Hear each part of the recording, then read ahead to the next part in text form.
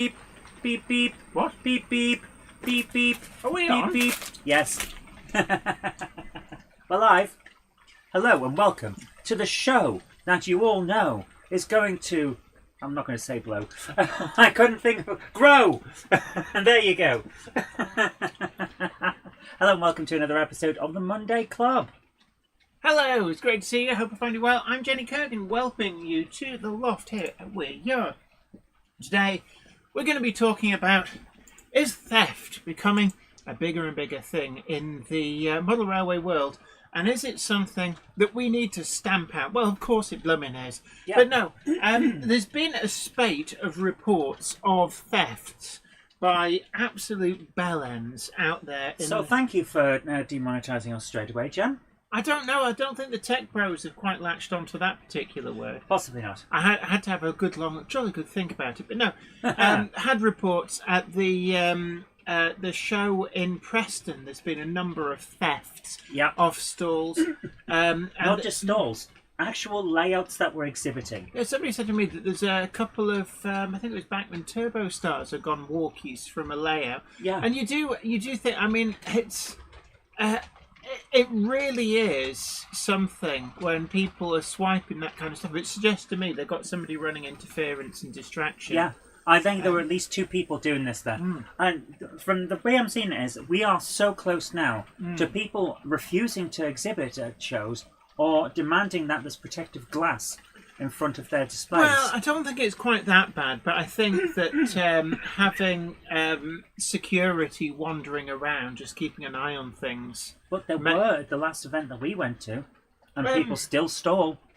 Well, what did they steal? I can't remember the last time what we mentioned, but someone did mention that things had gone walkabouts. Unfortunately, it seems to be the thing. I can remember this going really far. Well, World Scenics lost the giant static grass applicator at the event we were at Doncaster.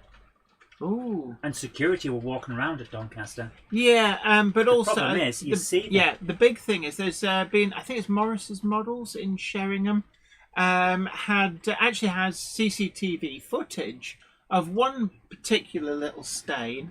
It was actually trading stuff in, and whilst the shop owner went into the back to get the money out of the safe, looking at the video, and I've looked at the high-res close-ups, he swipes a Bachmann 08 shunter and pockets it. And I have to say, one of the things, when the cupboard monkey finishes gurgling and dying over there, I do think when buying second-hand stuff, it's prudent they need to be taking details. Because how do you know you're not buying stolen stuff? And if this person is stealing off the counter when you're not looking, what's to say that what they're trading in is not stolen as well? Exactly. And the problem is that if it turns out to be stolen goods, you'll lose the money you've paid out. Exactly. And the stuff will get taken back. That's why CEX, if you trade in at CEX, they ask you for your card. It's because your account details are on that card. Yeah. So they can tie everything you've bought. If there's any issues, they've got to come back and say, well, it's this person at this address. Yeah. But just having a look, we've got a lot of comments in. Hello to everyone there. We've got Iron Horse Rose, Growler, Blackwood, Engage Layout, PGTT 120. Dion's in. Richard Swiderski, Simon Trent's Mother Rose Showcase. James Pett, we do approve. Andrew Bettis says lots of second-hand retailers require ID. Unfortunately, it's the way of the world because of some dishonest people. Yeah, it's something that kind of affects us all. I don't have a problem with it, to be honest with you. With what? With needing ID to trade stuff in. Yeah, I thought I'd best clarify that because you were in the middle of talking about theft and you went, I don't have a problem with it. I don't have a problem with theft. I love theft, mate. No, we've got AD Pullen, Ed Flame, 491, JTG Werewolf, Patrick Ling, Dave Scott Railways, Flymo Chairman 1, JL Railways, 3B Rail, great to see you. Can I just... Proper Chuffed, Summer Breeze, Model Railway, John Penny says it's disgusting, wonders if they stole to order. Some of it, I think, definitely. It's like it's targeted. Yeah, I think one of the things is that, this leads us on nicely to the cost of the hobby.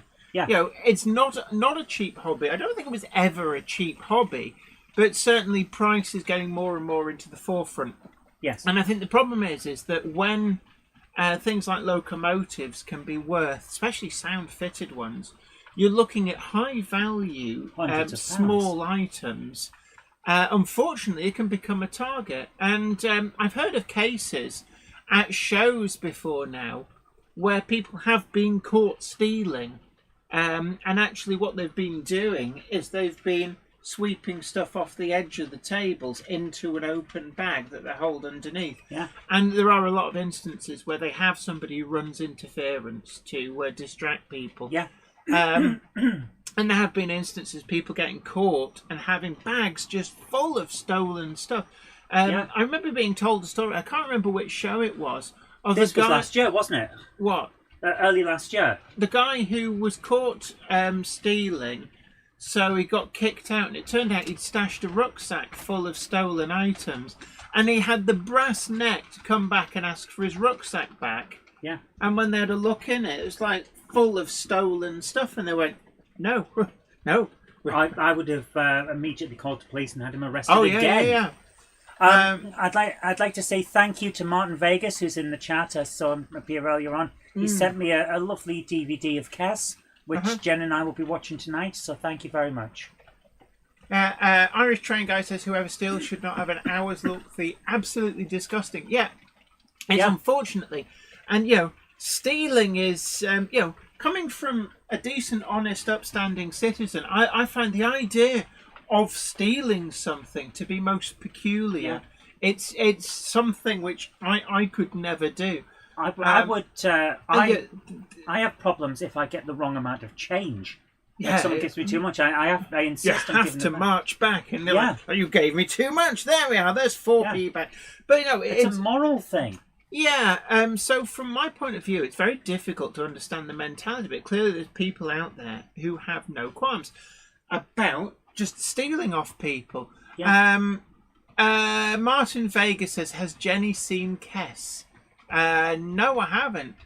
Will Tucker, hello to you. Martin Shipman says, evening one and all from a sunny Sussex by the sea. Ron Lyons Model Railway, evening to you. Project 44 says, we had a lot stolen from the Model Railway at Wirksworth. Oh, yes. Owen was telling me about he had a Class 13. He made his own Class 13, like I did, like Iron Horse did, like a lot of people have. Yeah. And somebody stole it. Oh, my goodness. And, you'd think it is just appalling. It really is. But,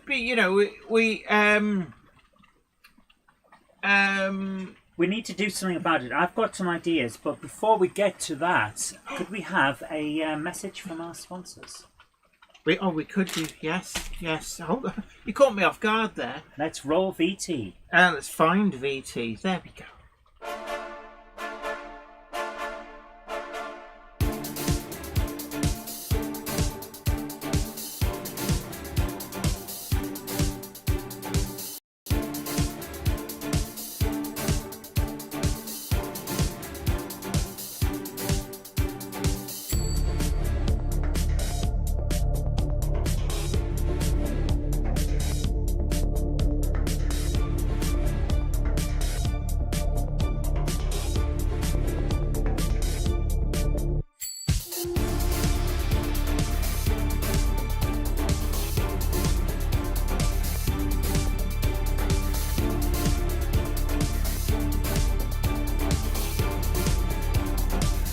Welcome to the Monday Club, your online model rail club for all the news, gossip, layout tours and more, with your host, broadcaster and model maker, Jennifer Kirk.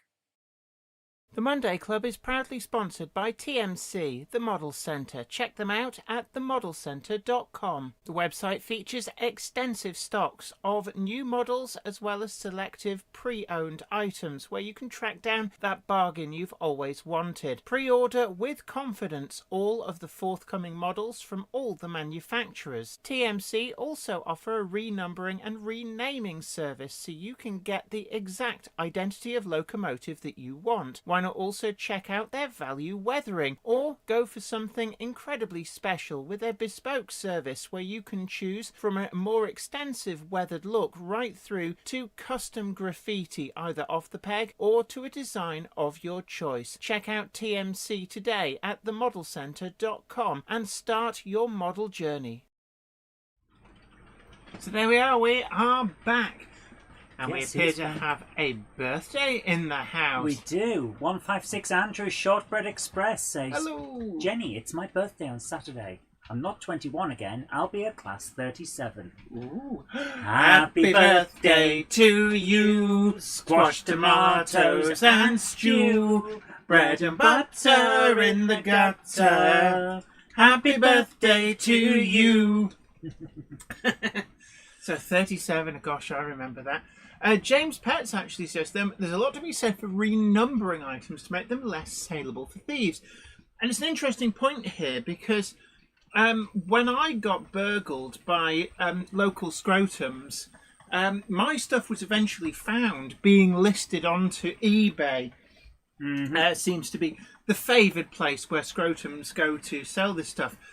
And what I actually did was I very quickly got a list out listing what had been stolen, but also any of its quirks. And I think what James is saying here is if it has a unique identifier. And in my case, it was little things like I had a Fairburn tank that had been weathered by a previous owner. I bought it second hand, and they'd weathered it.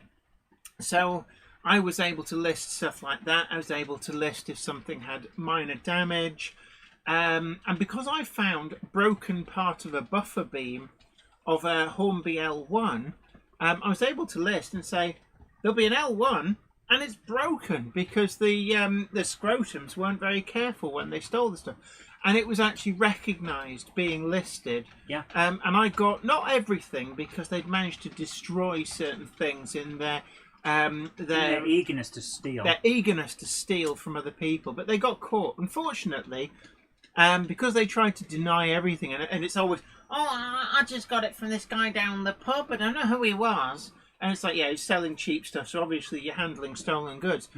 So they were only able to do them for handling stolen goods, but we were told that they then, whilst on bail, waiting their court appearance, they went out and were surprised by the property owner and tried to stab them with a Stanley knife. So they went down. Stanley knife.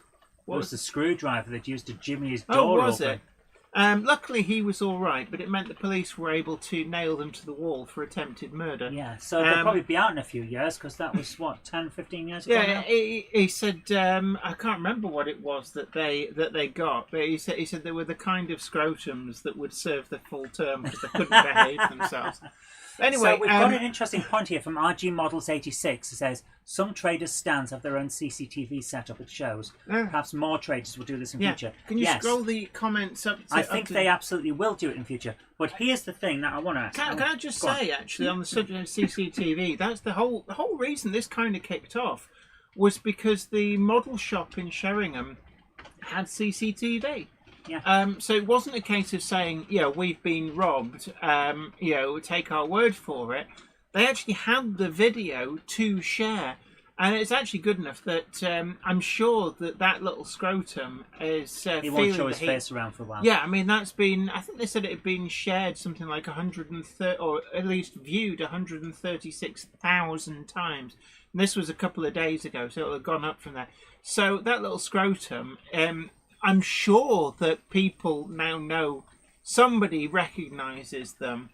So what I'd like to say is I think we'll see more of this with CCTV. But I want to say one major thing for CCTV people at shows. Don't put it above your stall unless you've also got one at eye level. Yeah. Thieves don't look up. Can I just say, Rob, it's gone off the top because you were chatty. I'm sorry, was I a chatty Cathy? Yes, but Rob has joined and has something very prudent to say. It says, hello, Jenny. Hello, everyone. Sorry I'm late. There we go. See, Gandalf, you're supposed to keep an eye. Clubber is never late to the wagons, nor are they early. They arrive precisely when they mean to. Thanks, Gandalf.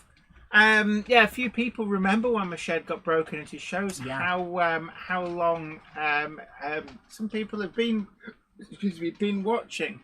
Can we say one thing though? Like I was saying, if you're going to have those overhead views of criminals, yeah, it's great for seeing what's going on. But criminals don't look up because they know that's where your cameras are. Yeah. Get one at eye level. You need to see the face, otherwise it's useless. Yeah, I mean, And one of the things after we see the face, share it like that shop did. Yeah. Let's know who these people yeah, are. none of this pixelated faces. They're crims. Yeah, Let's let's know who these people are. Yeah. All of these events are private events. They're not public, they're semi-public, so we can say, no, you can't come in. Yeah. And that's the thing. You know, we should be standing up to and saying, no, this behaviour is not acceptable. Yeah. That CCTV was actually good. It was quite clear that the camera was quite well hidden because the scrotum hadn't actually clocked that they were being Clocked, hidden. it was there, yes. And I think what it shows is...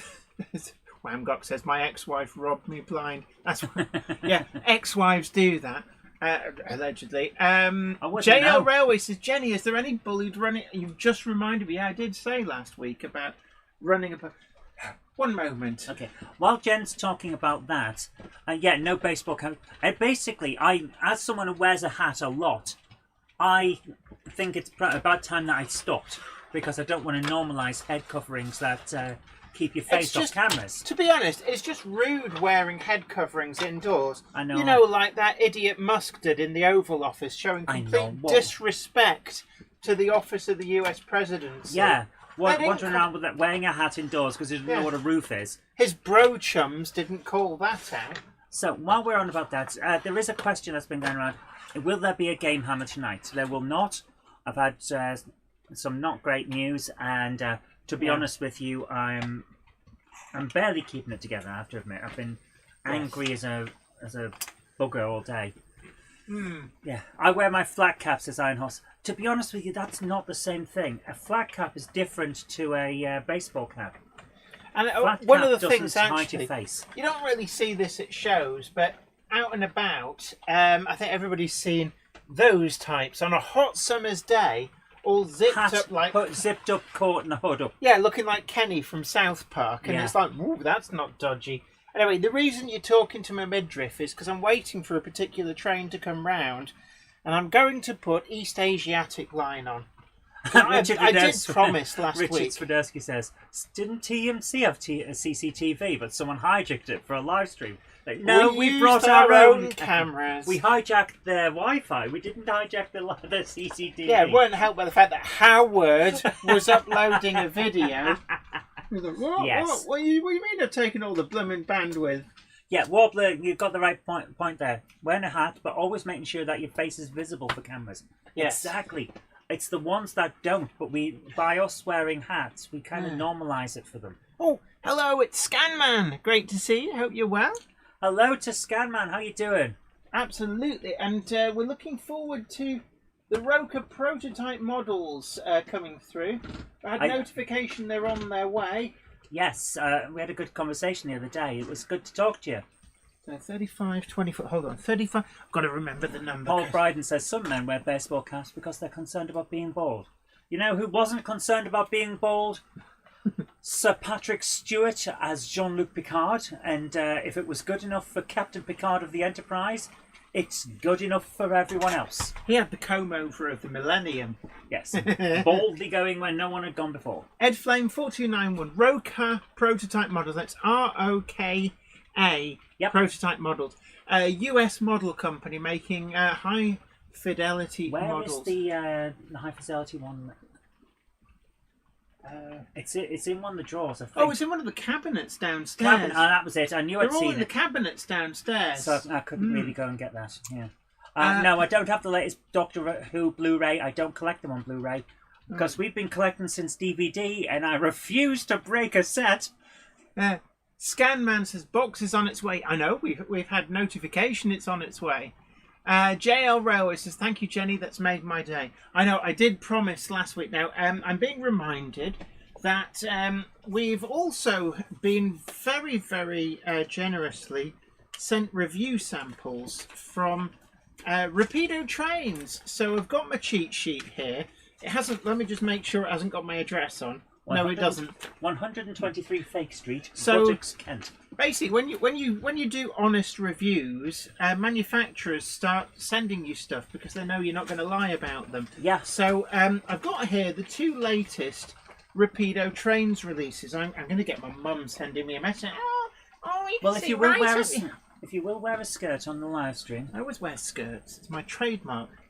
So I thought the JK Shield was your trademark. JK Shield. And just looking through the comments, SHGP Media says, I'm always wearing a hat or a cap at shows. I feel anxious when people can see my balding head. Yeah, David Freiberger from Motor Trend is like that. I was rarely guys, see... I was just making a joke. And I know for a lot of guys, it's one of those things like macho, but actually a lot of guys are very self-conscious about that. A lot of people are in general. Yeah, I mean, if I went bald, I think I'd be very, very self-conscious about it. I'm not being like joking about it. It's serious. I think, I think a lot of guys, they're kind of expected to suck it up when actually it's like, why should you have to like it and lump it if you don't want? If you like your hair, it is hard when it disappears. Anywho, so Rapido Trains, we've got the GWR Diagram N19 Loco Coal Wagon. So I'm going to do that one first. Loco Coal. Yeah, it's an interesting little thing. It's an interesting font. But it's an all-steel wagon from the days when all-steel wagons were quite... That looks a little like Helvetica unusual. Narrow. It's an interesting 1920s style font, but more like Futura type of font. But coal is king. That is certainly true for any steam locomotive. Without copious amounts of the black gold, the railways in the heyday of steam would grind to a halt. Don't tell her that she's holding it upside down while she was reading. Shut up. The GWR, no exception, and even had a central coal office in Pontypool Road that coordinated the supply of coal. I'm going to let my... Thank you so much, 3B Rail. Thank you so much. Oh, that is very generous of you. You didn't have to, but thank you so much. It does help keep the lights on. I thought I was doing very good voiceover work. Coal is king, and that is certainly true for any steam locomotive. Without copious amounts of the black gold, the railways in the heyday of steam would grind to a halt. The GWR was no exception, and even had a central coal office in Pontypool Road that coordinated the supply of coal from the private South Wales collieries, where much of the GWR's coal came from. Monkey of cupboardness, which one do I press to get this on the screen? Oh, you can't. Okay. Let me just do this. It's not on button. We didn't have enough buttons, apparently. Yes. Can you get a bigger stream deck? Yes. All right, From interesting. the private South Wales collieries, where much of the GWR's coal came from, to large locomotive depots and small engine sheds alike. Large motive power depots could receive up to 3,000 tons per week, while small branch line sheds might only receive 20 tons. Zoe, just stop pinching. I was trying to make it sound like those old newsreels. Can I just say, right? Let's move away from the press release and actually take a look at the model. It's very nice. I quite like it actually. We've got the usual slimline tension locks, very detailed underframes. It's a very big deal. Iron Horse has a very, very important question. Are the buffers sprung? When you see those buffers, you get sprung. Yes, and no, they're not. For those of you who are wondering, Iron Horse has a reason for saying that, and it was in his video today, which was a very interesting video, and I agree with it. Has somebody else been obsessing about sprung buffers needlessly, like they're actually important on a 00 gauge model? Those great value PAL vans. If you haven't seen my video, go and check it out. A nice, honest review. And I had to buy mine as well, and I don't begrudge it because they're really good wagons. But what else is really good wagons? Of course, the Rapido I've lost my place now. Was it N19? Oh, you've mixed up all my paperwork. It's almost like I did it on purpose. Yeah. N19, yes, because it says it on there. I really do like these. The rivet detail is really good. I like the fact that we've got these curved edges. It makes it really stand out. So these lasted through into BR days. There's none preserved, but it's a lovely little wagon, and I suspect it's more down to the fact that this and the other wagon that they've sent are a similar family. So by tooling up for both, then yes, Jenny is spotting rivets. Can I just say one thing? I'm no historian or art aficionado, but that has a very futurism style to it, and I like it. Yeah. Can I just say as well? Are these from the 20s? I don't know. You'll have to read the thing. Can I just say as well? They come with brass bearing cups, which is really nice. That's one thing. No, they're not. They're from 1913. Yeah, 30. Oh, right. So these, if you, and this is something actually that when it comes to pre-grouping, the GWR is a toughie because there doesn't seem to be a lot of information about what GWR is suitable for pre-1923, but this does appear to fall into that category. Well, they're from 1913. It's going to be fine. So I'm going to find a suitable train to tag these onto. I know. I think the Bullied Pacific is going to do the honours because it's got quite a short train. So I'm going to tag that on the back of the coaches there. So you did, yeah. So we'll see that going round. What's more important, sprung buffers or proper bearings? Well, proper bearings. I would say bearings. Bearings, yes. regardless of scale, because you want to run properly. But on the larger scales, where you're using actual chains and hooks, then sprung buffers come in. Sprung buffers only really come in O gauge. Yeah. And it's one of those things. I always say, if it adds cost, but for most people makes no difference, then actually I'd rather that they didn't. Yeah. Proper bearings to run better, says JTG Werewolf. You need a coal load to go in them, Jenny, if you're keeping them, Jen, unless they're going to get refilled, Warbler Production says. Proper bearings every time, says Flymo Chen 1. Jacob's Train says, sorry I'm late. Hold on a moment. The Monday Clubber is never late to the wagons, nor are they early. They arrive precisely when they mean to. Thanks, Gandalf. So there's a lot of people actually saying, rather have proper bearings too, says PM Motorsport Trains.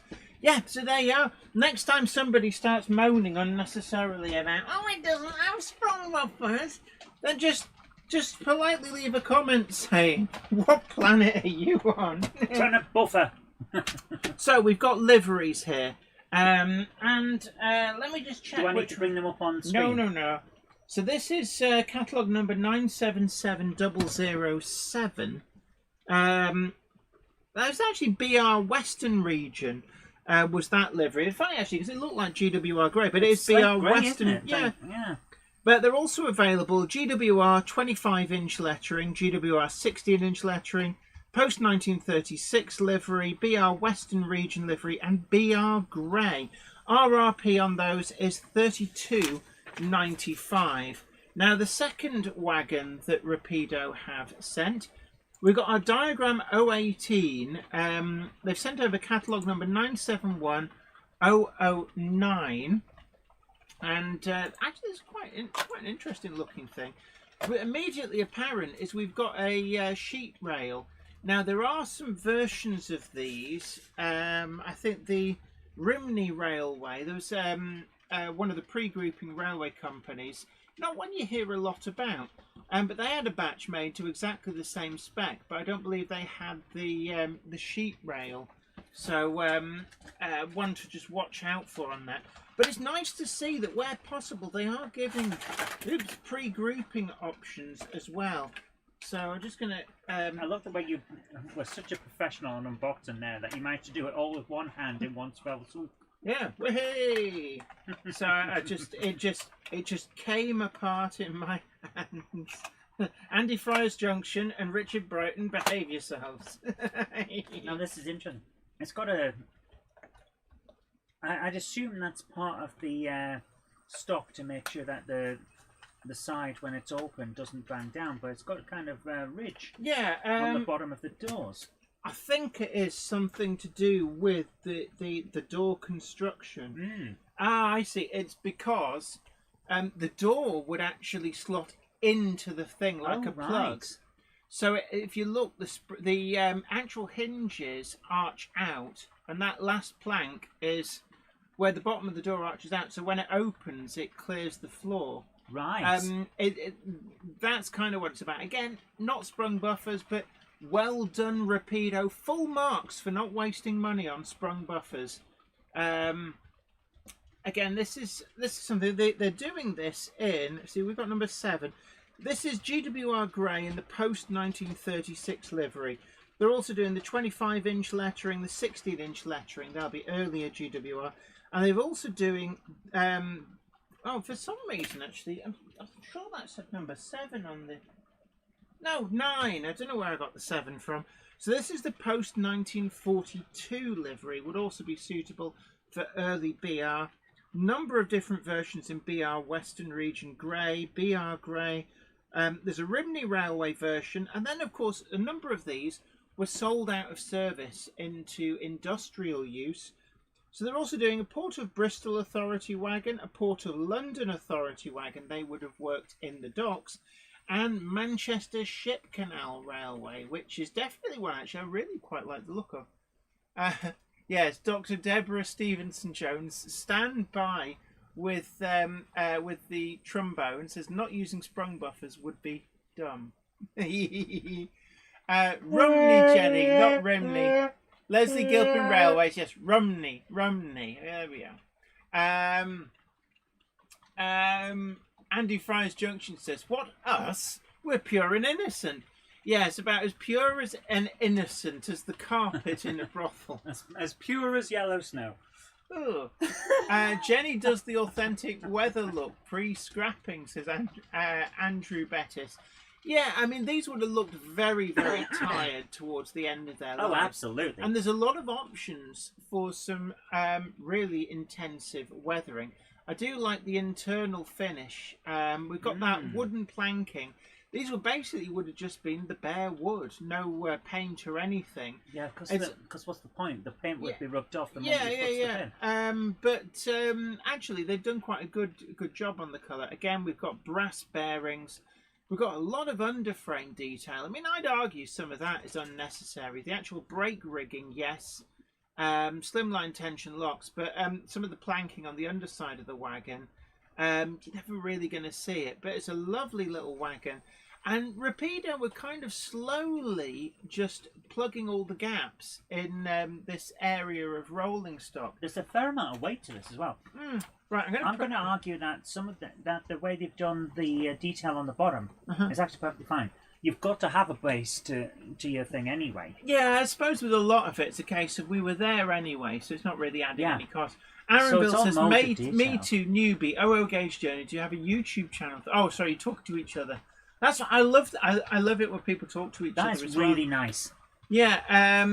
But anywho, Zantek says, would they be suitable for the rod 1918 that he won? Yes, I think actually, yes, they would. The earlier liveries, I would say you're going to want catalogue number 971001 through to 971006. So the 25-inch lettering, yes, 16-inch lettering, maybe. That would definitely be up there on the list. Iron Horse has got a very interesting question there. What? To be fair, why do we even use buffers in real life? The rest of the world use knuckles or other interlocking couplings. We do use knuckles at times. Yeah, and if you look on modern wagons, they don't have buffers because they use knuckle couplings. So but these wagons don't have knuckle couplings. These are an offshoot of the. These are the old types with the hook and chain. Yeah, and I presume that once upon a time, if you go back far enough in the US, before knuckle couplers, they would have had to have had buffers as well. Yeah. It's just one of those things, isn't it? And they are very necessary for the smooth running of the train. Yeah. It's one of those things. The answer usually to why do we do this stupid thing is the answer when it comes to Britain is usually this country is very, very old and we keep things around. Yes, because we've always done this. It's like a question I had the other day from someone. Why does Britain still sell these tiny washers as if everyone lives in a flat when they don't? And the answer is because some people have tiny, tiny doors from before the 19th century. Yeah. Alex Carter says, "Are these new wagons?" Yes, they are. I feel like I saw some of the MSC last weekend. Very nice. You might well have seen some. Yes, the MSC wagon is one of them. Richard Swiderski says, "Manchester Ship Canal. I will have to get some of them, Jenny." Yeah, they do look good, actually. Andy Fryer's Junction shared some, I think on the Sawyer Models page. Trevor's TT Train says, "How much Diet Coke do you drink per week?" Too much. We don't live off it, but we're getting there. Yeah, we like it. Oh, Gojira's Train says, "Hello all. Sorry for being late." Gojira. A Monday clubber is never late to the wagons, nor are they early. They arrive precisely when they mean to. Thanks, Gandalf. Andy Fryer's Junction says, "No, it was our chat." Ah, right. I'll be doing proper pics tomorrow for the website. Yeah, Rick Morley. Yeah, but in parts, so they could clash into each other in martial arts. Richard Swiderski says, "There goes my cash now." Yeah, that's the problem with Rapido. They make things that everyone wants. And then they make some more things that everyone wants. They do keep them coming. I've had more review samples from Rapido than any other manufacturer. You've had more Rapido than you've had hot dinners. Yeah, something like that. Now, last week, you may remember, I built that O-gauge brake van. I actually finished it during the week. It's in the conservatory, but no, leave it be. Okay. So that's finished. I have shared photos. But I'm just going to show you this. My Class 10, I'm quite pleased with this. So I built a Class 10 out of a very, very battered and broken Hornby Class 09. And it's something that's so you really... turned a Gronk Sportif into a Gronk Ultra. I turned bin fodder into a working locomotive, and I'm quite pleased about that. Yes, Simon Train's Mother Railway Showcase. Gronk it up! Gronk it up! Gronk it up! Hashtag, not a Gronk. Not a Gronk. The Gronk It Up code is not a code for legal and tax purposes. Your mileage may vary. Consult your doctor if you have questions. Also, Aaronville, further back, asked about how was YouTuber Corner coming.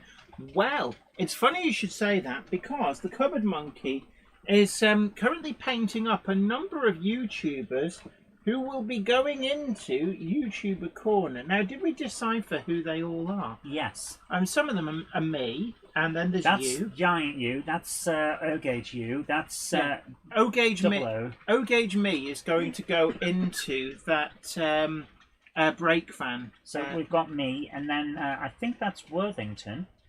Worthington Mother Railway? Yeah. This is Lord Al. Ah, so he will be taking up residence outside of the Lavy. Oh, this is SHGP Media, and I cannot remember the name of the younger lad that we did find a name of. We did figure it out, but then we forgot. How's the Landy doing, Jenny says, JL Railways. Right, I'm going to press the button. No, and press buttons. yeah, no. There we go. The Land Rover is still on that little scene there. So I just give you a blast that. Oh, John JMC, the guru of sound. Great to see you. Hope you're well. But no, let's get back onto the topic. I tried getting on the topic once. Yeah, it wasn't very easy because you kept steering us I off. kept falling off. So we basically, what can we do to stop these scrotums from stealing from us? Stop the scrotum! Stop the scrotum! I've got it right. Can I just say, I don't normally swear like a small child swears. I swear like a trooper, but YouTube doesn't like that because it's like no, you can have. You can have your bigoted videos, but you can't swear or show alcoholic beverages. But evening to you, Chobberton Junction. You can't show butt either. Yeah, can I just say, Gandalf, you're slipping. You're slipping. I wasn't slipping, I was looking at biscuits. Get off, get off. A Monday clubber is never late to the wagons, nor are they early. They arrive precisely when they mean to. Thanks, Gandalf. Oh, is it? Learn with Jem says, I saw a video clip from Hampshire Models where some guy nicked a Batman Class 08 right off the counter. I think it was Morris Models in Sheringham. That's the one that I saw. And I must admit, I saw the picture and I thought, I'm not going to be quick to judge. I need to see the video. And I found the video. They posted it on their own Facebook page. And I had a very close look. And I watched it a few times. It's actually...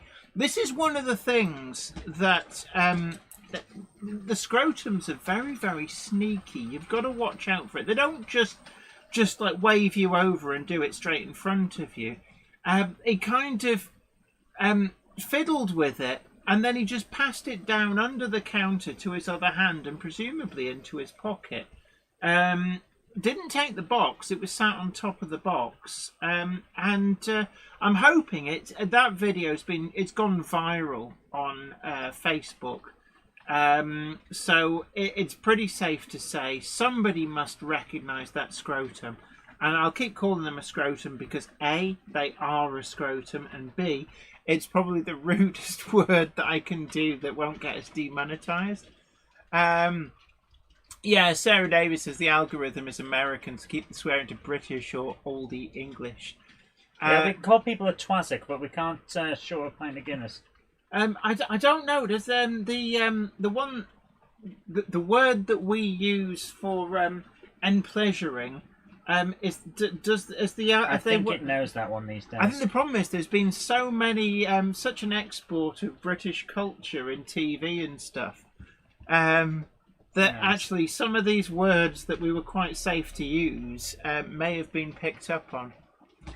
Railway Rob says, it's my birthday today. I enjoyed a good spending spree at Rails at the weekend. Did you use your Monday? Did you use your Monday Club badge? Remember, it does give you a discount at Rails of Sheffield.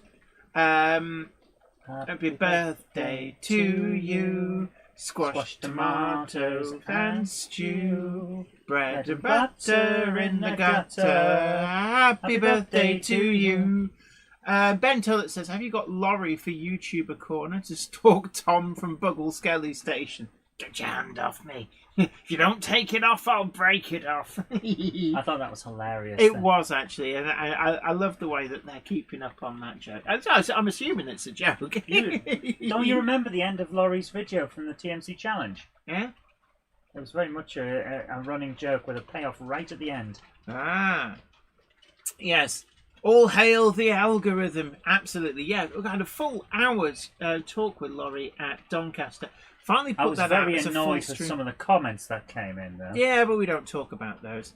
Simon Train's Mother Railway Showcase says, I remember when Netflix thought flipping Nora was a swear word during Wallace and Gromit. It is. Retro Rambles. I know this is an interesting comment. Are the people who exhibit, do they have insurance? Now, having exhibited at a lot of exhibitions over the years, I'm a bit of a veteran of the exhibition scene with a number of different layouts. That's a nice way of saying you're old. Yes. Actually, the venues will insure you at the venue. To an extent. You have to declare the insurance value. Now, you can't say, oh, yes, it's worth £10 million, and then get there and go, oh, no, somebody has stolen most of my £10 million worth of stuff. Right. Yeah, that would be a bad idea. Because at one point, you're going to prove it. Yeah, like within reason. But yes, when you're at an exhibition as an exhibitor, you're covered. I've never been a trader or a demonstrator. So what the insurance is like for those, I suspect that certainly the big traders would have insurance. Then that gets into another area. It's not... That puts up prices. Yeah, and as anybody knows who has a car or house insurance, if anything happens and you make a claim, then your premiums go up. The insurance companies get the money back somehow. So, you could say, yes, well, if they're insured, they'll just get the money back. Yeah, but they're paying more in premiums. So for a lot of instances... It's very, very difficult. The insurance would cover you if, I don't know, people came in and stole your entire stand. You're like, oi, bring my stuff back at least. But, in terms of like one or two items here or there, then the retailer is stuck in a difficult position. Yeah. Andrew Bettis says, yes, they would have a big excess on the policy. Yeah, Worthington Model Railways is a suspect deductible coming to play. Absolutely. Andrew Bettis has a very good point. It's not worth making a claim on small amounts. Yeah, and that's what these. Unfortunately, thieves, go for. we talk about small amounts, but this is people's livelihood. Yes. These scrotums are stealing from the retailers who support our hobby by being there for us, and they're not making huge money. And I know there are a few retailers actually in the chat, and they'll tell you it's like we're not sitting on huge amounts of money. There's not a massive margin on a lot of things. So, somebody steals a Bachmann locomotive, and you've then got to sell 3 more locomotives just to earn enough to cover the wholesale price of the one that was stolen from you. John JMC, the guru of sound, says the GCR exhibition back in 2019. Oh, what? What happened? Wangok says, I've heard the police are not interested in anything under £400. It's completely wrong. I've heard different figures. £200 is what I heard. Doesn't matter what figure it but is. The fact that even they have so, a level. I have to say that it's wrong that they say, oh, it's not worth our while. You're not getting. We pay our taxes so that you basically deal with the scrotums. You don't tell us it's not worth your while. You're being paid for it to be your while. Looking further, somebody says, Gujera's Train says, when I worked at a hobby store in NYC, a rail fan stole $1,000 worth of subway car models. That's got to Some be were felony rare level. releases from MTH. That would be felony. I would hope so. Yeah, you would $1,000, which for UK people who might not have been to the US recently, is probably about £800 or £900. That's a lot. That's. Dave Scott Railway says, John JMC, wasn't that where the crooks came in under the tent? Yes, there was a show where there was a actual literal shoplifting. I've been to shows where going right back. My father and I used to take father and I's Hornby 00 to steam fairs. So Cumbria Steam Fair, Harewood House Steam Rally, place at Driffield we did as well. There's one at the Great Yorkshire Showground. And we always used to bivouac down in the marquee because we couldn't be bothered having our own tent we go back to. So we'd put up an inner tent in the marquee and treat the entire marquee like our big tent. It was great at night when it was chucking down with rain. But it meant that we were kind of we became the de facto security, not necessarily to wrestle with scrotums or anything, but you were the resident deterrent. Yeah, we were a deterrent, but there were instances where people actually crept in under the side of the marquee and stuff got stolen, even when we were in the marquee.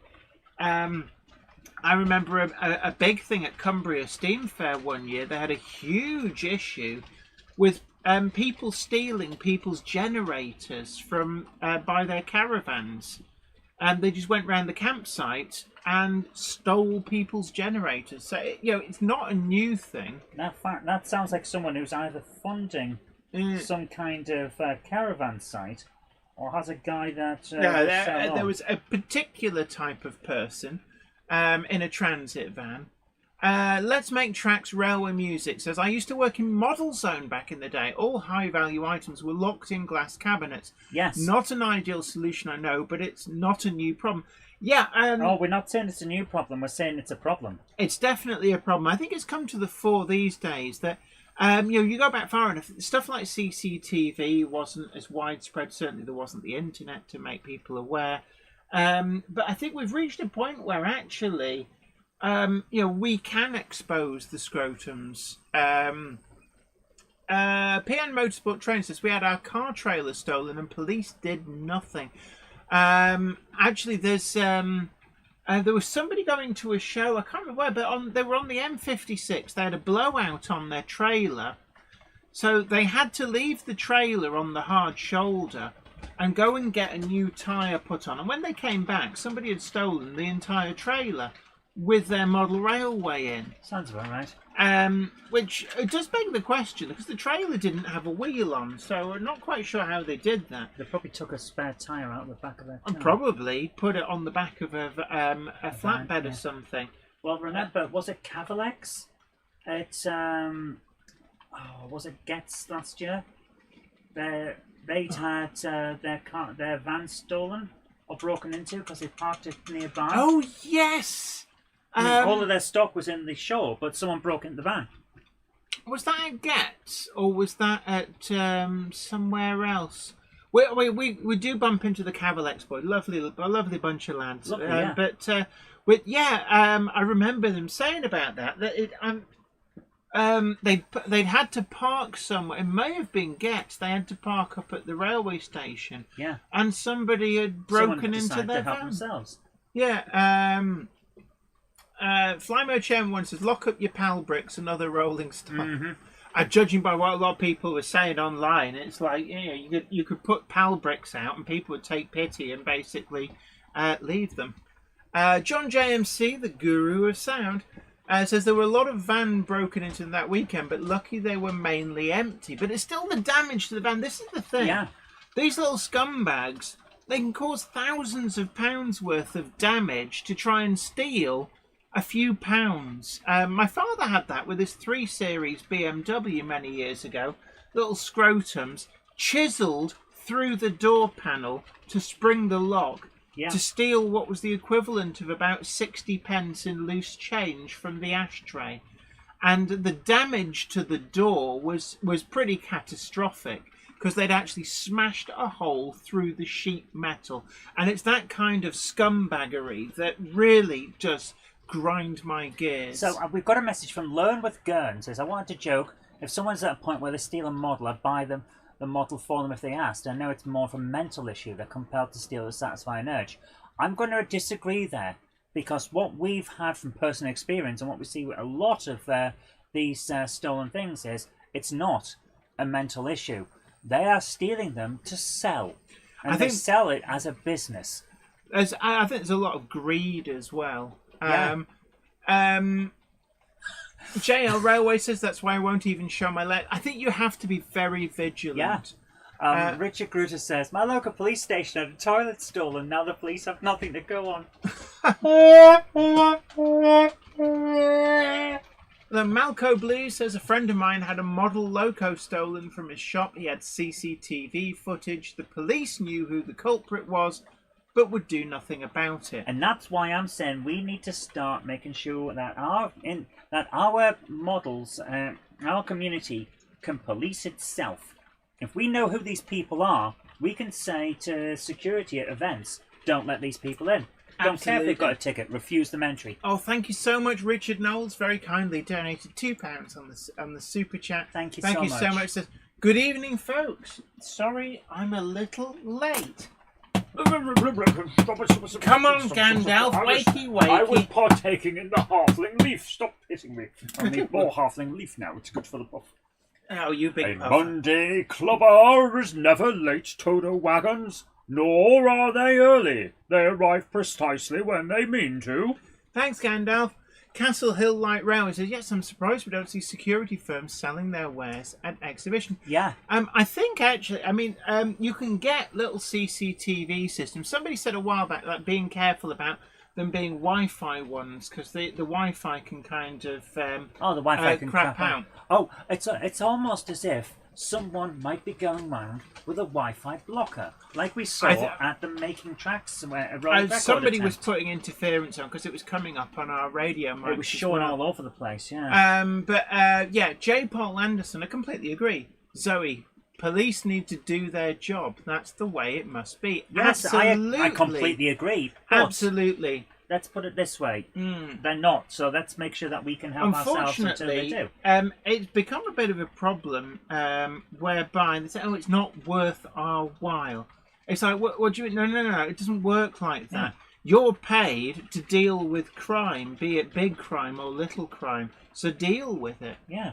Richard Knoll says, on the subject of tonight's stream, it is appalling that this goes on. Absolutely. It Even really if there is. was a model that I was desperate to get my hands on, I would never dream of stealing from anyone. And I think the majority of people are exactly the same. It's like in so many things, it's a very small minority that ruin it for the rest of us.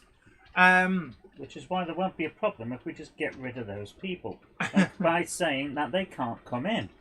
Yeah, and I think, maybe, certainly in the instance of we now know who the scrotum is in terms of what they look like from the model shop, I think it was Sheringham, that's been widely shared on Facebook, verified from the video. I think this is important. It needs to be verified that they did what they're accused of. Yeah. And what's very, very clear in the video is that they did. So I think, maybe that picture needs to be circulated, a blow up of their face, and basically have a sign at exhibitions and model shops saying, this person is not welcome here, they are a thief. Madenstein Railway says, we have a CCTV system with cameras on model trains to show the trains going through the tunnel. Definitely, it's a good view, actually. We've done that with ours. I love J. doing Paul stuff like that. Anderson says, soft on crime is a long-running progressive policy, unfortunately. Yes, it is. Yeah, it was. I'm sure there was a state in America that had what they call the broken window policy. That if you deal with the little crimes, then they never develop to the point where they become big crimes. And basically, if you stamp out the petty crime, then it doesn't progress. I'd like to think that works, but I have not seen data myself. I like So I the can't three say. strikes and you're out rule, where you basically automatic life sentence on your third. I still remember that one guy that was complaining about it, saying, "Oh, I did was steal a thing of pizza." Like, Yeah, "Oh, it's that like was it's your like that. third All time, you did dude." was steal for the third time, and it's like I don't have sympathy for. It's like, why are you stealing? Why are you taking somebody else's hard-earned stuff? Yeah. DJ Sarah Hall says, if the scrot is actually watching this, your ticket has been stamped. Absolutely. Low-level crime hurts people too, says Trevor's TT Trace. Absolutely. And, sometimes stuff like theft, burglary, muggings, vandalism, these cause a lot of problems, a lot of ill feeling, and you could argue that these are important crimes to deal with. The other day I saw God knows how many police messing about on the M6. The road was closed, and I thought, why is it taking best part of 30 police officers in their vehicles racing up and down a closed carriageway to deal with an incident when, on the same hand they say, oh, we don't have the personnel to deal with X, Y, and Z. It's like, well, maybe you're deploying them to the wrong things. Maybe, to be honest with you, there is a resource management issue in a lot of areas right now. Anthnil says, how good is it to work hard to buy the great models you want? Absolutely. And, it's something that we're always quite keen on. We, the Cupboard Monkey and I have worked very, very hard. We have a nearly 30-year-old car on the drive, and we do have a second car, which is now 11 years old, and no intention of getting rid of it. We look after what we have, and we work hard. We don't have foreign holidays. We don't have 80 inches of... We went to Italy last year. Yeah, for the first time abroad since 1996. And a lot of this is about, if you can't afford it, you don't have it. There's a lot of things... I was having this conversation with somebody before. There's a lot of people moan about price and stuff, and it should never be a driver towards people stealing stuff, because this is what came up on my show last night. I had an impromptu stream, and we were talking about cost of living and all that. I'm sorry, guys, but cost of living doesn't come into it.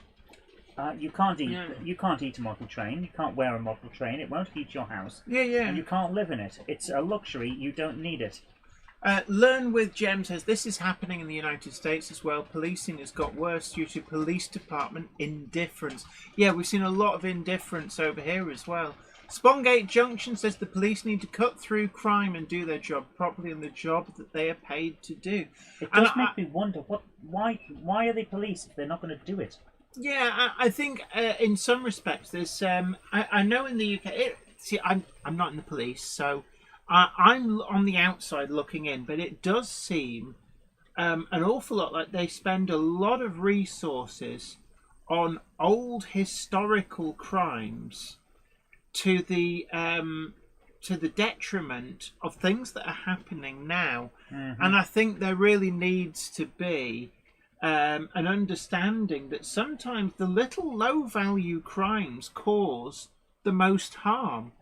You know, when you've got like little old ladies being mugged in the street, it might only be for a few quid, but that is a horrific experience. You know, when you've got a small business that, you know, lives on a hand-to-mouth existence doing that job, and somebody steals... Someone comes in and just takes it from you. Steals a locomotive. You know, that represents a huge loss to some small businesses.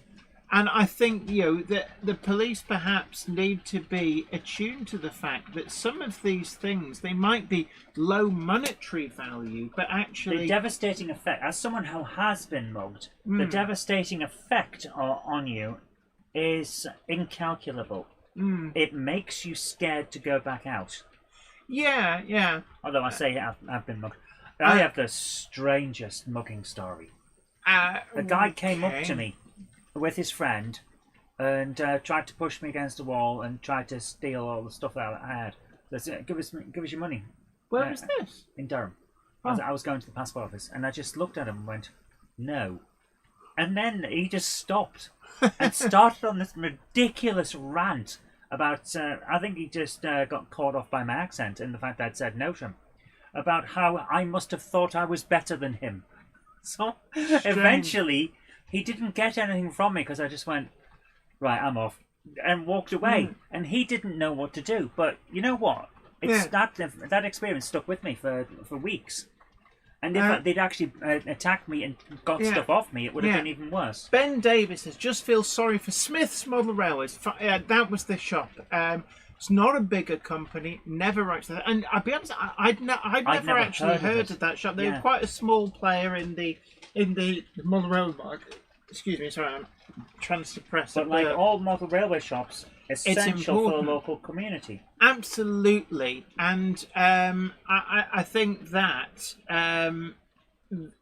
it's good that the word's got out. I think it's been quite gratifying to see the community rally round and get that picture out there. I'd like to think that the person's been identified and made to pay for that item. I hope so. And then banned from every single model shop in the country. Richard Knowles says, thinking about it, I remember somebody trying to mug, but I fought back. They're usually cowards. They don't like it when you come back at you. All I'll say is, I'm a big advocate of standing your ground. But please do it safely. Please be safe. There's standing your ground, and there's just being a bit silly. If they pull a knife on you, then you've got to remember that for your own personal safety. But sometimes it's. Can I just say one thing, Jen? Yeah. Next time you get 3D scanned, can you remember to tie your shoelaces? You have loose laces on this. That's because I treat my shoes like slip-ons. I don't actually... I tie one set of shoelaces when the shoes are new, and then I never undo them. You're a burger, you are. I know. Charlie Chimp says, I had a mouthful of abuse from a beggar once because I don't carry cash. I'm so ungrateful. It's a cashless society. They're going to have to move with the times. I was saying, so, well, why don't you get out and have a job? That's what I did. Get a PayPal reader. Indie Spaniel says... So someone is killed and the police say, sorry, we can deal with you because we're dealing with someone stealing a model. And I think the problem is that, yes, you can take it to an extreme and say that. But they're not just dealing with murders. Actually, you can't say that. Every police department has people set for specific areas of crime. Yeah. A person that deals with murders will not be out on a robbery. Yeah. Simple as. And it's like, well, you could argue, like, how come there's police out there to pull you over for doing 33 in a 30 zone? It's like, there's. You could argue, like, well, why? Because they get to keep 40% of the traffic fine, and therefore it pays for certain other things. But I think as well, like when you see some of these cases where they'll spend tens of millions of pounds and an awful lot of police hours on investigating what Jimmy Savile was doing in 1968, and I know that for a lot of people it's very important. It's obviously it's essential for the people for his victims, Jen. But what I'm saying is that it must not be at the expense of current crimes. Yes, because for every Savile that did it in the past, there's a Savile doing it now. Yeah. Anyway,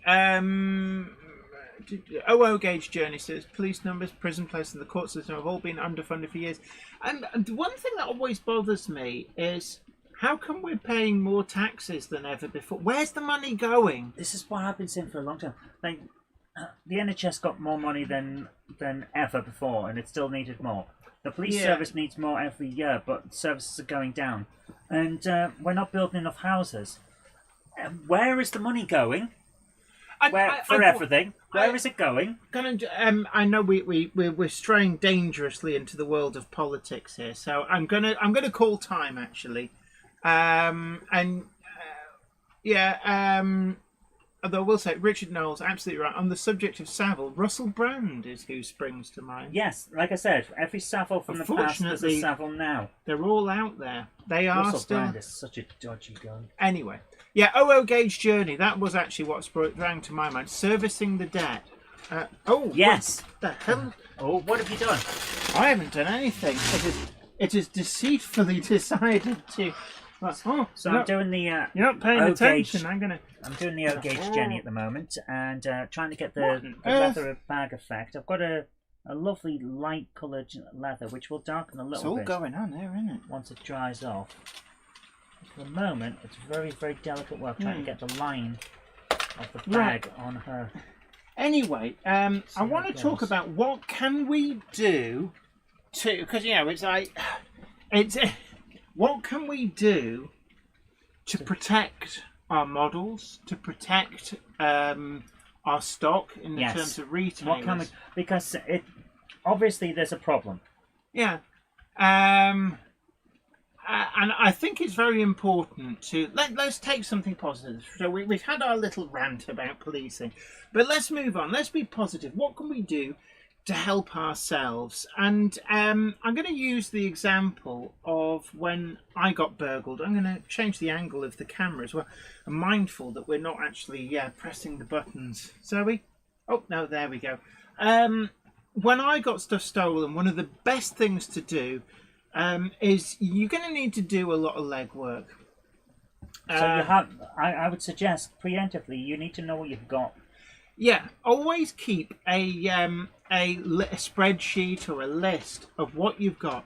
And what's really important, and this is what got my stuff returned when we were burgled, was that any distinguishing features, and by that I mean something that's unique to your model, because these are mass-produced items to some degree. How do you prove that the model being listed on somewhere like eBay is your specific stolen model? And leave your DNA all over it. Well, no. But if it's got any kind of renumbering, you need to list that. Any kind of distinctive marks. So things like scratches. Oh, hello, Mark Wilson, waxer of the DeLorean. Great to see you. Hope you're well. And Monday clubber is never late. Dodo wagons, nor are they early. They arrive precisely when they mean to. Thanks, Gandalf. You can actually get little security. They're almost like microdots in glue. And you can put something inside, say, a locomotive body, where it's not likely to be immediately found and removed. that will identify it as yours. More's the better if it's something like you can get these like little microdot things. Harp House Holt, put your postcode underneath in a UV pen. And definitely that's a really good way of having it so that it can be identified. And one of the things actually, we've done our bit of roasting the Rozzers, but actually we get on quite well with our local PCSO. Yeah, know your local PC. And one of the things that he'd said was that they have a room full of seized property that they got from Scrotums. They know it's stolen, but they don't know who it's stolen from. And that can be a big problem as well, is that, you know what you had stolen from you, but is it able to be positively identified as yours? That is really important. Yeah, because let's put it this way. The thief isn't going to say, yeah, I got that from them. No, the thief will lie like they did where they claimed they got it from some strange man down the pub, and will try and get off on the lesser charge of handling stolen goods. But if you can have something that means that that item is positively IDable, not just by you but by the police, because they got a big pile of stuff. They don't know, they don't know a Class 08 from a Ginty. So if you can describe something that is obvious and unique to yours, it's more likely to be recovered. And moreover, the stuff that was recovered with it, that's probably yours as well, will then be likely to be recovered. And it's really, really important. DJ K666 says UV pens are great, plus you can use them to make your own smart water. You can just take the ink and then put it in water and then spray things with it. Also security, and this is one of the things that really came to light when we got burgled, was that things like if you've got models in garden sheds, how secure really are they? If you're putting thousands of pounds out there, then how well is it secured? DJ K666 says, didn't someone also nick one of your fence panels, Jack? They did. Yeah. The thieving buggers came along and nicked one fence panel. It says, I got a yelling off Andy Y on RM Web. He does that to most people, actually, to be honest, for what I suggested after your break-in. To be honest, we've now got... I paint the tops of my fence panels with a mixture of used fifth wheel grease, which is like black slime. If you get it on you, it ain't coming off very easily. And I thin it down with used motor oil, and I paint it on as like a sludge. Think anti-vandal paint, but then some. Also, you can get the brackets that secure each fence panel to the next around the fence posts. Very, very important. Why is Jen's cam still on the workspace?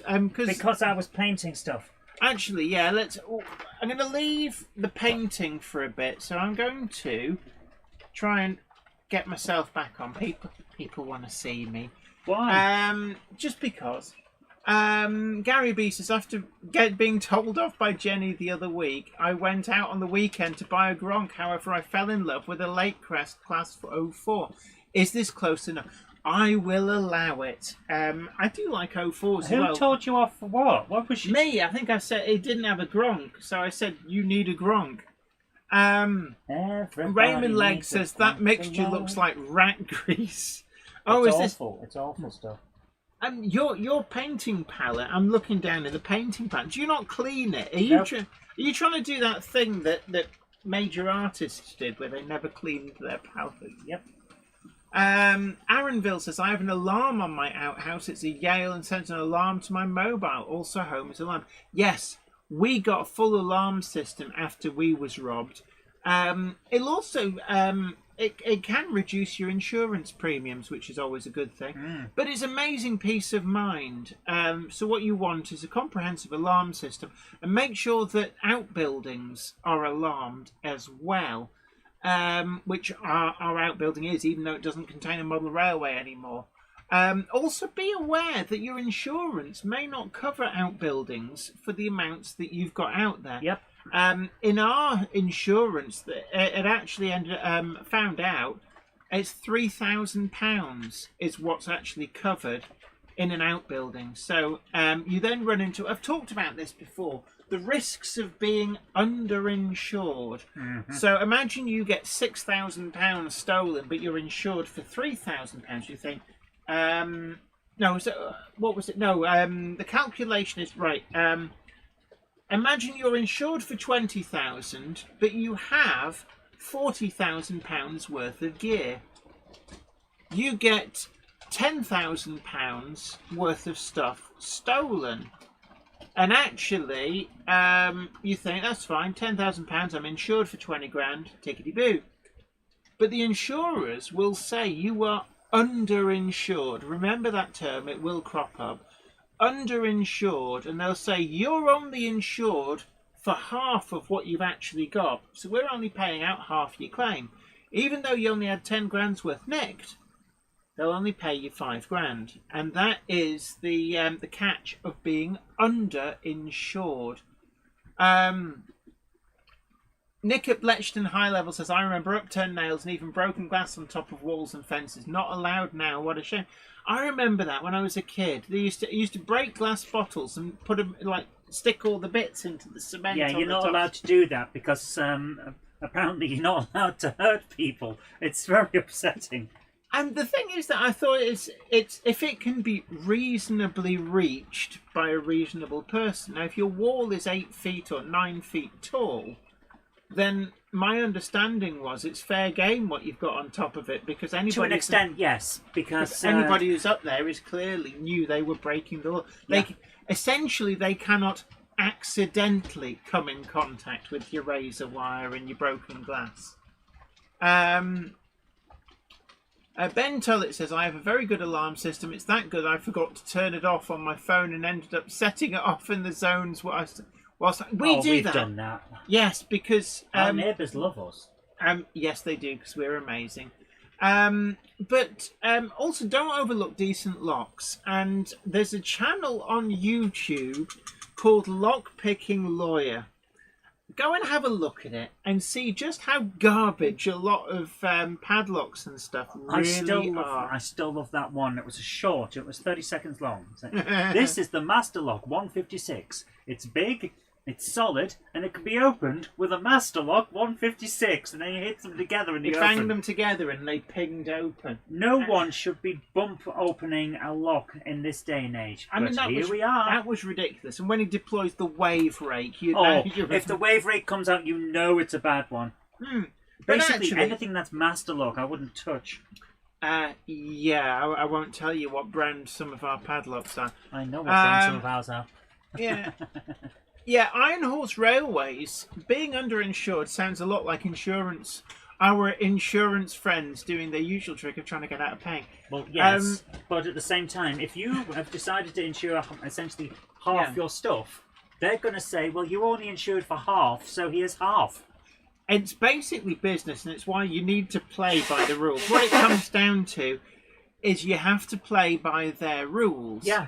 Now, I've never come up against this. I've never been shat on by insurance companies when making a claim, because I always make sure that things like the amount that I insure for is very large to cover the fact that there's a lot of stuff up here. Yeah.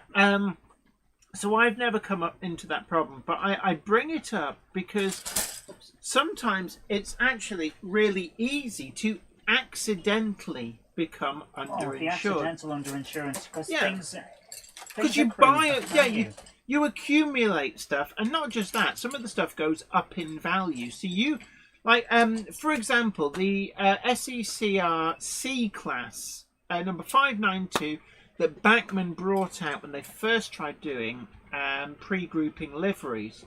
I think it was like ridiculously low price, $69.99 or something was the price that everybody was charging. Yeah. And they immediately were getting flipped on eBay for like, I saw up to £550. So you could have bought that at like a shade under £70, But if it was then immediately stolen, the only way you could get a replacement would be by paying £550 on eBay. So you didn't, you could say, well, I insured it for what I paid for it, but that's not what it would cost to replace. Yeah. So it's very easy to fall into the underinsured trap. And, as you go through your life, we're old farts now. So you end up with... take that back. No, but you end I'm up... a middle-aged fart. You end up with a lot of clutter around your house, and it'll cost a lot to replace. So you've got to watch out for that. OO Gauge Journey says this is like a neighbourhood watch session. It's layout watch. To an extent, yeah. Layout watch. But yeah, CCTV is worth its weight in gold. As Smith's models have shown, having that, if they didn't have that CCTV, we wouldn't know who had done it. And I don't think they would be like, did that person take it, or has it been missing a while? They wouldn't necessarily be sure. Yeah. So what that's shown is just how valuable CCTV is. And I think that, if you've got a model railway, you can incorporate a kind of CCTV system into giving lovely low-down views and such like. But it also doubles, if you're recording the footage, as security and deterrent. Yeah. I think what a lot of people forget is that the major use of CCTV is not to capture the perp at work, but to deter them from doing it in the first place. Yeah, they're going to go for something else. Yeah, stop the crime from happening in the first place. So if you have CCTV, let it be obvious you've got CCTV. Because that is your first line of defence. And we've spotted it around here. We've got CCTV, and we see the ne'er-do-wells giving the place a wide berth. They'll come past and they'll like zip up like Kenny from South Park because they know they're on camera. So we don't get a lot of problems. And yeah, Retro Rambles, make sure your CCTV is clear. Sometimes it's hard to make out if the object on screen is a vegetable, mineral, or animal. And I'd be on, we have people like that on this estate as well. Is it a vegetable, mineral, or animal? Yes. Could be anything. They're zipped up like Kenny. James Pett says, how does one find the CCTV from Smith's models? They shared it on their Facebook page. Like a lot of people, I must admit, I was hesitant until I saw the CCTV. It was pretty damning once we saw the higher res. Yes, absolutely. But yes, Smith's Models Facebook page. It has been widely shared. You'll find it.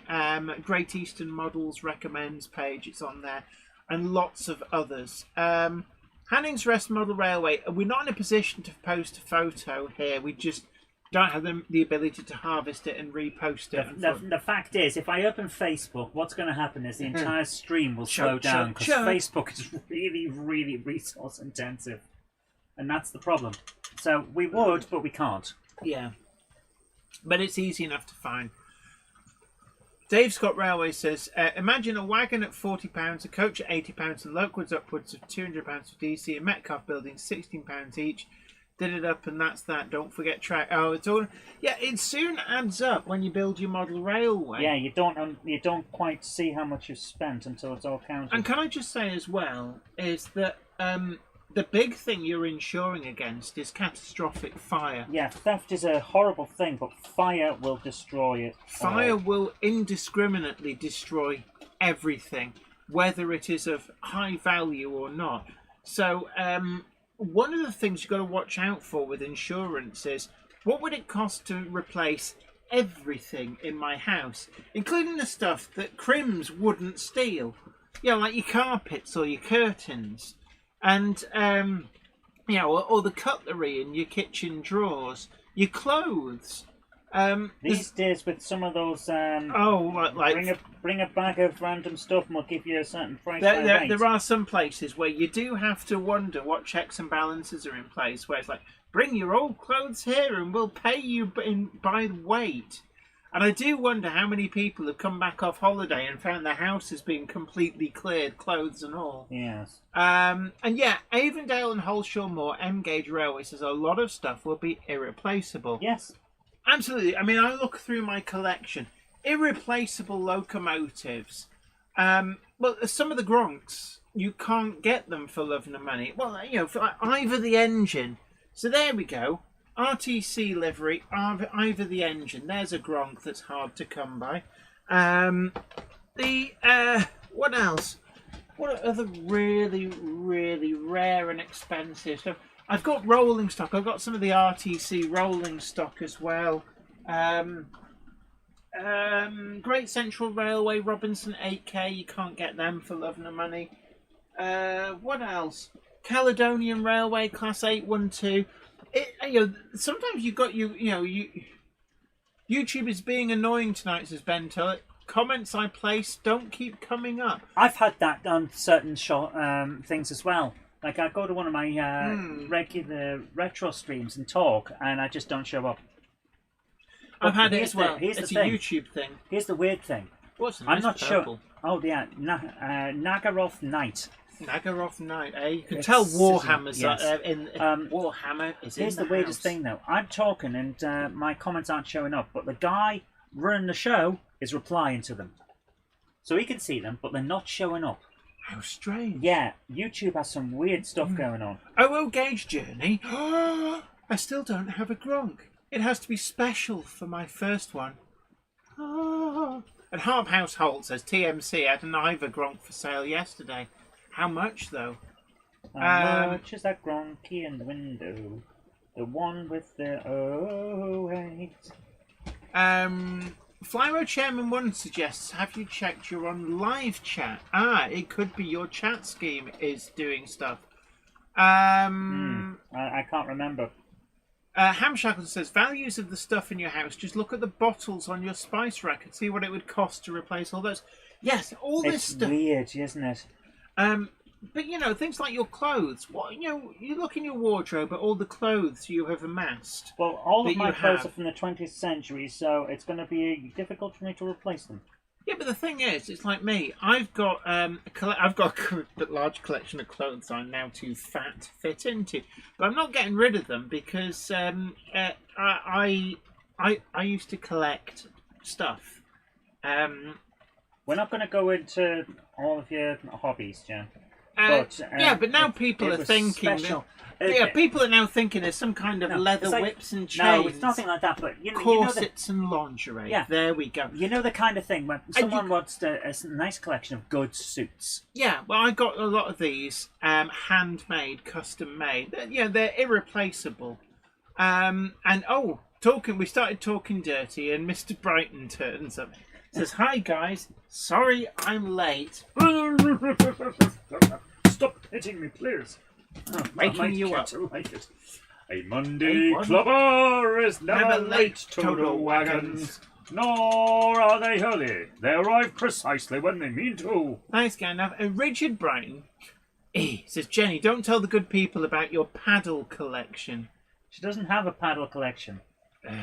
We have one paddle, and it goes with us on boating trips because it's the big paddle for paddling the boat. Actually, we've got two paddles. We've got one so we don't just paddle in circles. Oh, yeah, we've got and one Simon Snow says, good evening all. A Monday clubber is never late to the wagons, nor are they early. They arrive precisely when they mean to. Thanks, Gandalf. Chehalis Valley Rail Production says, I'm kind of tempted to buy a Gronk and Kitbash, a fictional Americanized version, just for fun. Oh. Well, they did reach other countries. Dutch Railways had some. There's that lovely American one that looked like a steampunk Gronk. But then there's Victoria Railways out in Australia had a load. I think it was 5'3" gauge. And there was some actually made it to Libya.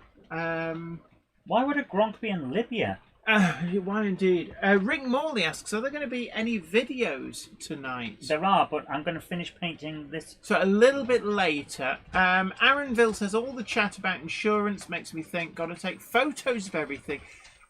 Yes. And now you see why so many of us do pickup videos on YouTube. Yeah, because in a way, that's your proof that you own it.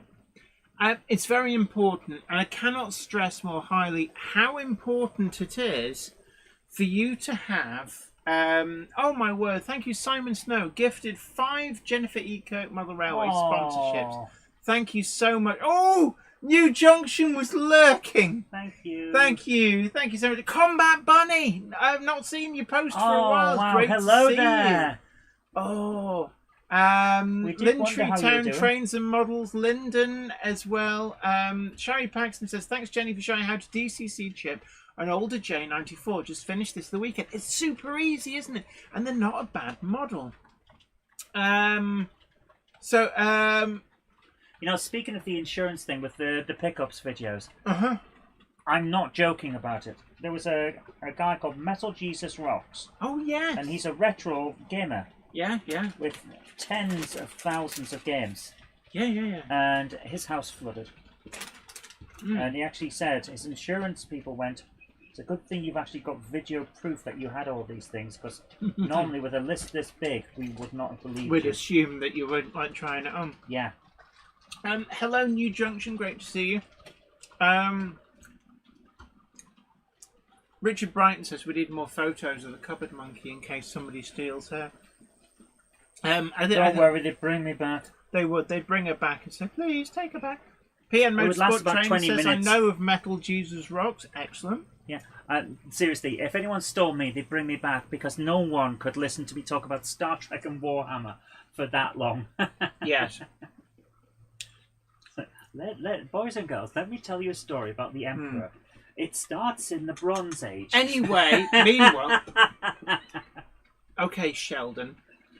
Somebody asked, what would be the ideal first Gronk? Now, what I would say to you... It's a nice one that you can afford. Yes, second hand is always good to afford. Some of the Bankman ones, I've had them down to 40 quid. And they're a good, solid model. Easy to DCC fit. Even if you get the early ones that are not DCC ready, hard wiring is actually quite simple. I've done videos on this.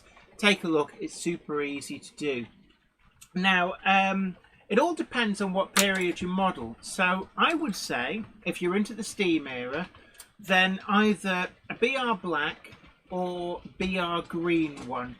And, you know, the BR Black is earlier, so you're looking at like 1950s. BR Green is later through to, they lasted into the early 70s. Now, if you do more modern image, BR Blue, getting later still, there's actually a lot of, if you model post-privatisation, there's some EWS Freightliner ones about quite cheap at the moment. Now, Gavin Blackburn says, give me Genesis! Give me Genesis! You want Genesis? You can have Genesis. Yeah. Alan Reynolds at Buckland Junction. Hi, all good, mate? Oh my goodness. Everything's just suddenly started flicking around. What will the theme of wagon number 6 be? Asks Warbler Productions. We're still working on it. And Richard Brighton has gifted 10 memberships. So Sprue and Glue's got one. Stuart Gibbons, Jack Sislowski, David, The York 007, Chris Alpha Mike, Mav Pul Threg. Welsh always stumbles me because I know certain words but not others. Double M Dave, Angus 987, and Martin Long. Great to see you all. David Newby says, Isn't I know Dragon? Threg. Isn't that Dragon? I don't know. I'm not Mark entirely sure. Wilson says, Jenny, you started saying that you can't stress how important it is, but you didn't finish the sentence. I can't remember. Probably. See, she I couldn't can't stress how about... important it is to have a list of your models. Yeah. Because you never know when stuff hits the fan. Yeah. And also when you go to shows, you know, just keep a really good weather eye on stuff. Don't leave stock on sidings near the front of your layout if you're not going to be taking, you know, keep, protect yourself from theft. I've seen a lot of traders where they have a big stand with lots of stuff on, and it's very easy for a scumbag to just like knock something off the edge into a bag. And if they get noticed, oh, sorry, I didn't mean to do that. Yeah, especially you lean over, look as if you're looking at something, and then they're like flicking the edge one off into the bag. And one of the simple ways, and I've seen some traders do this, it's a great way to help protect, is actually have a lip around the edge of their stand. So imagine a tray with, on ships they call them fiddles, which is what you put around the edge of tables to stop your cup from sliding off in a storm. They're called fiddles. But it means that people can't flick the edge one surreptitiously off because you've got to lift it right up and over. Yeah, Andy Fryer's Junction, it was your stand I was thinking of, so we do that. It's a really good and simple idea, but you know, you'd think, yeah, everybody should do that. But I must admit, when Rails of Sheffield were doing shows, their tables didn't have lips, and I did wonder at the time, gosh, they're very exposed. Yeah, Flymo Chairman 1 says bread trays are good for that too.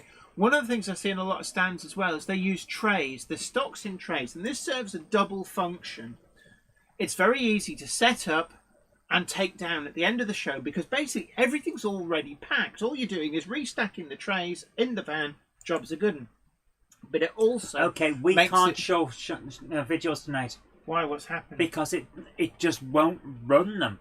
You're going like you're coming from a cellular on the phone, Cabell video phone from 1991. This is not going to work. So we're going to have to leave it for tonight. Okay. Sorry, guys. We'll revisit. We'll have a special next week. Yeah. So you know, double function, easy to set out, easy to pack up, and protects your stock. Very, very important. I think as well, you know, if you're on what have we got? Raymond Legs says, "Is that big boy in your pants, or are you happy to?" Or are you just happy to see me? Both. Hello. Gandalf, could you tell your tumble of clowns to get the trombone out? Trombone.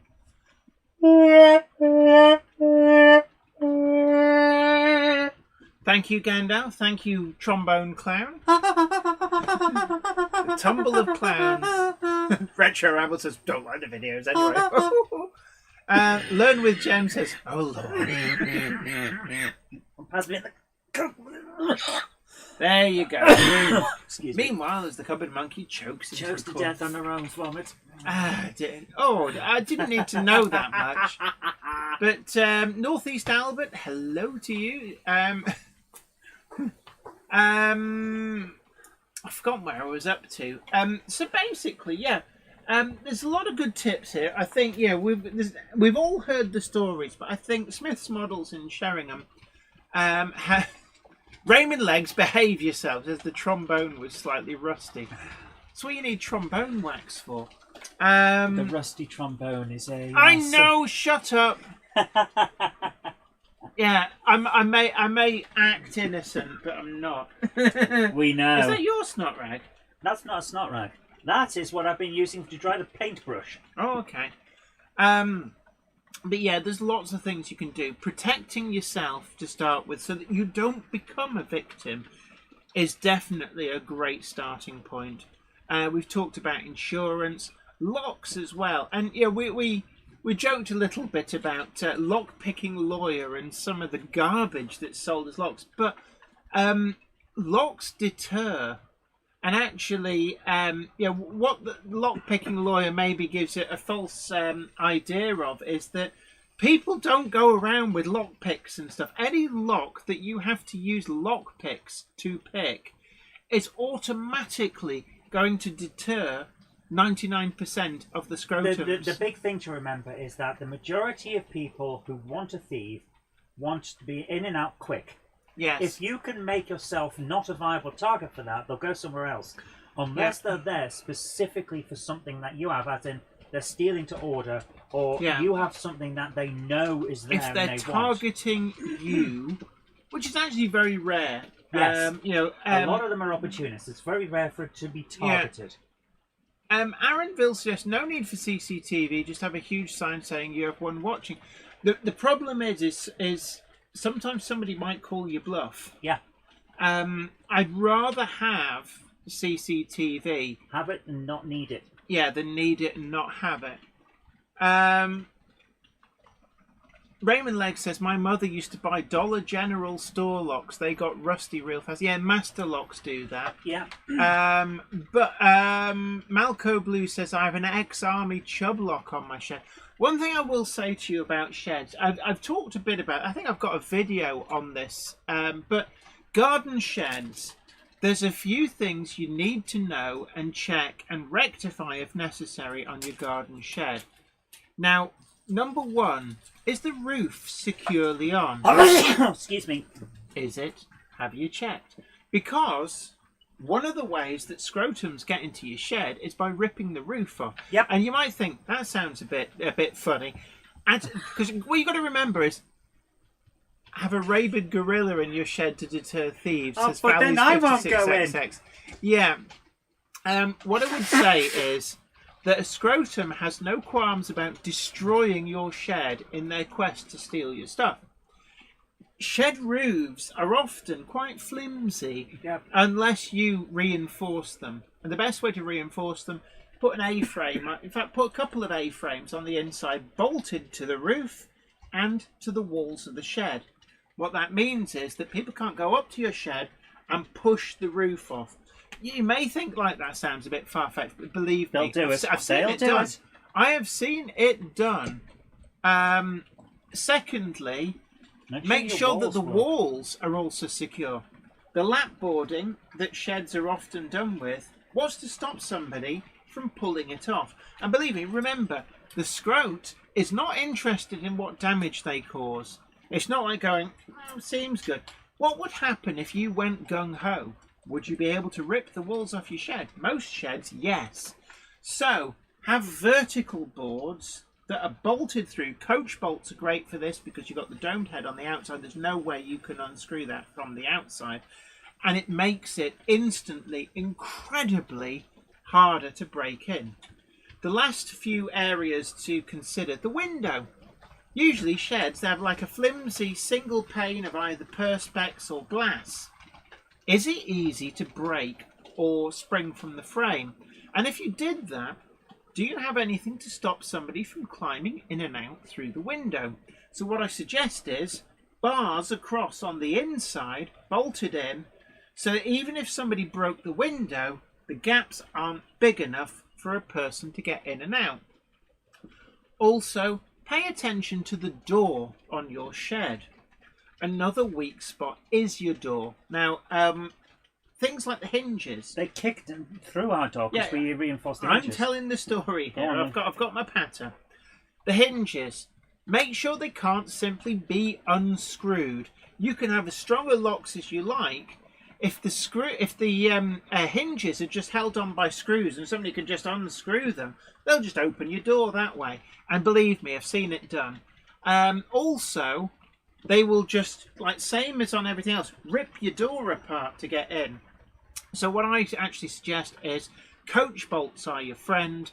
And if you can't use coach bolts to protect things like screws on the hinges, you can get things like filler or even fiberglass paste and fill in the heads of the screws so they can't easily be unscrewed. It's a really simple and easy way of protecting it. And I have 3 padlocks, 3 bolts, 3 padlocks on the shed, top, middle and bottom, and that helps stop them from just pulling the door out top and bottom. So Iron Horse Railway says that happened to my missus. Her motorbike was stolen years ago, that exact same way. Yeah. Richard Gruter says, is that why the Apple shop has no windows? Gandalf, there we go. Knockers Lane says, I have shotgun cartridge detonators triggered by infrared in my shed that also sets out chili pepper dust and a blink system CCTV. Just bear in mind that you're not allowed to hurt people. One of the things to say is that shotgun cartridges, they don't have the shot in. It's basically the bang without. I know it is. don't forget, if you forget to disarm this and you go in, you need to make sure that, you know, how many times have we come downstairs and accidentally set off our own Like alarm? I said, our neighbours love us. So just, you know, people are like, yes, I have like spring-loaded things with nails in, like in a Death Wish film. Just remember, the person most likely to set this off is actually yourself. So make sure it doesn't hurt, because it's you who's probably going to be the one getting hurt.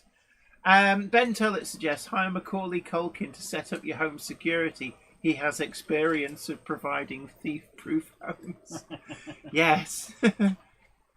Valley's 56XX says, keep a herd of rabid wildebeests in you. We're getting silly now. The problem with wildebeest is that they do poo a lot, and you're going to have to spend a lot on fodder for them. Jen is speaking as if she's actually thought this through. Malco Blues, this is actually good advice. I don't keep locos in the shed or expensive rolling stock. Yes, definitely. Can we just point one thing out? What? The second time we got burgled, you didn't keep locos in the shed, and look what happened. Yeah, they vandalised the layout, but I'd rather that than actually having something for them to steal. And that was the thing. You know, if the scrotums were so stupid and brain dead, they honestly thought I'd just leave stuff out there for them to steal the second time. Mm-hmm. But I brought it all in, and you know that is important. Don't keep anything of immense value out in a shed layout. Buy yourself a set of somewhere like Staples actually used to do. So I've got them here. I use them for my stock. It's like a unit with 5 plastic shelves in, and they're the perfect height to load up with wagons and stuff. And it makes it very easy to take a lot of items in and out of a shed. Richard Brighton says, back in my day, I used to be able to go to the store with £1 and get 2 sodas, 3 chips, and a chocolate bar. Yeah. Nowadays, there are CCTV cameras everywhere. Oh, for God's sake. Oh, come on, we need... I actually didn't see that coming. Well done. Mark Wilson says, end this episode, as they used to say on Crime Watch, don't have nightmares. Nightmare was a great show. You'd complete. Will you stop it? Gary B says, I have a dog that only just tolerates me. Heaven help anyone who tries to break in. Krista Duke, hello to you. Hi. It says, hi, Jenny and Zoe. A Monday clubber is never late to the wagons, nor are they early. They arrive precisely when they meet. Absolutely. I mean, there's a lot of jokes do the rounds, and I doubt that they really happen because you're getting a lot of trouble. But one of the jokes I did hear was some guy rang the police and said, there's some guy trying to break into my shed. And they said, oh, well, yeah, we're too busy to send anybody out. If you're not in danger, then there's nothing we can do. So and they said, we've got nobody in the vicinity. So hung up. And then he rang him back 10 minutes later and he says, oh, you don't have to, you don't need to send anybody out. I've shot the intruder. And within 5 minutes, there was like 6 armed police response units turned up. They got the burglar and they said, I thought you said you'd shot them. And he said to them, I thought you said you didn't have anybody to respond. Yes, filing a false police report is a crime. Yes. DJ K666 says it'd be interesting to leave a very cheap wagon with an airbag hidden in it. You do realise how big airbags are? Fun though. Oh, get your trombone ready. Richard Gruter says my dad was a shoplifter. Then one day a shop fell on him. Aww.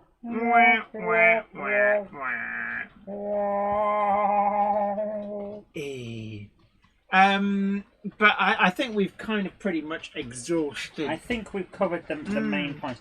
Like the real thing is that we need to, as a community, be able to stop all this rampant theft. Yeah. And I think the best way to do it is to actually name and shame.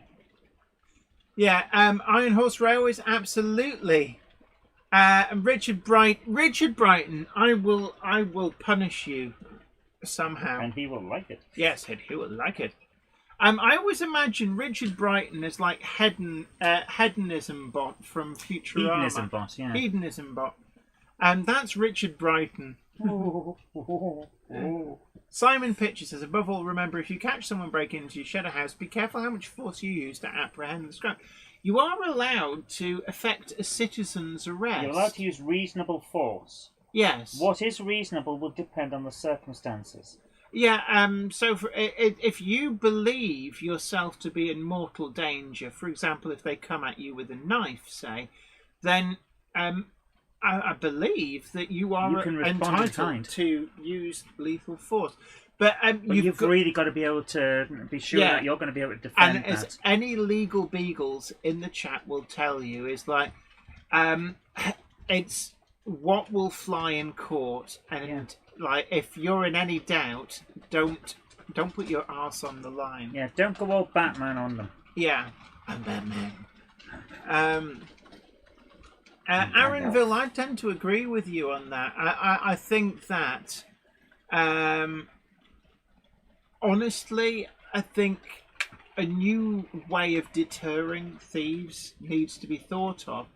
We've got to be careful because we had the ASBOs, which became a badge of honour. How many ASBOs have you got? Yeah, they actually wanted them. Yeah, but I think that, you could argue it's why stocks and pillories were probably quite effective, with people chucking rotten tomatoes at you.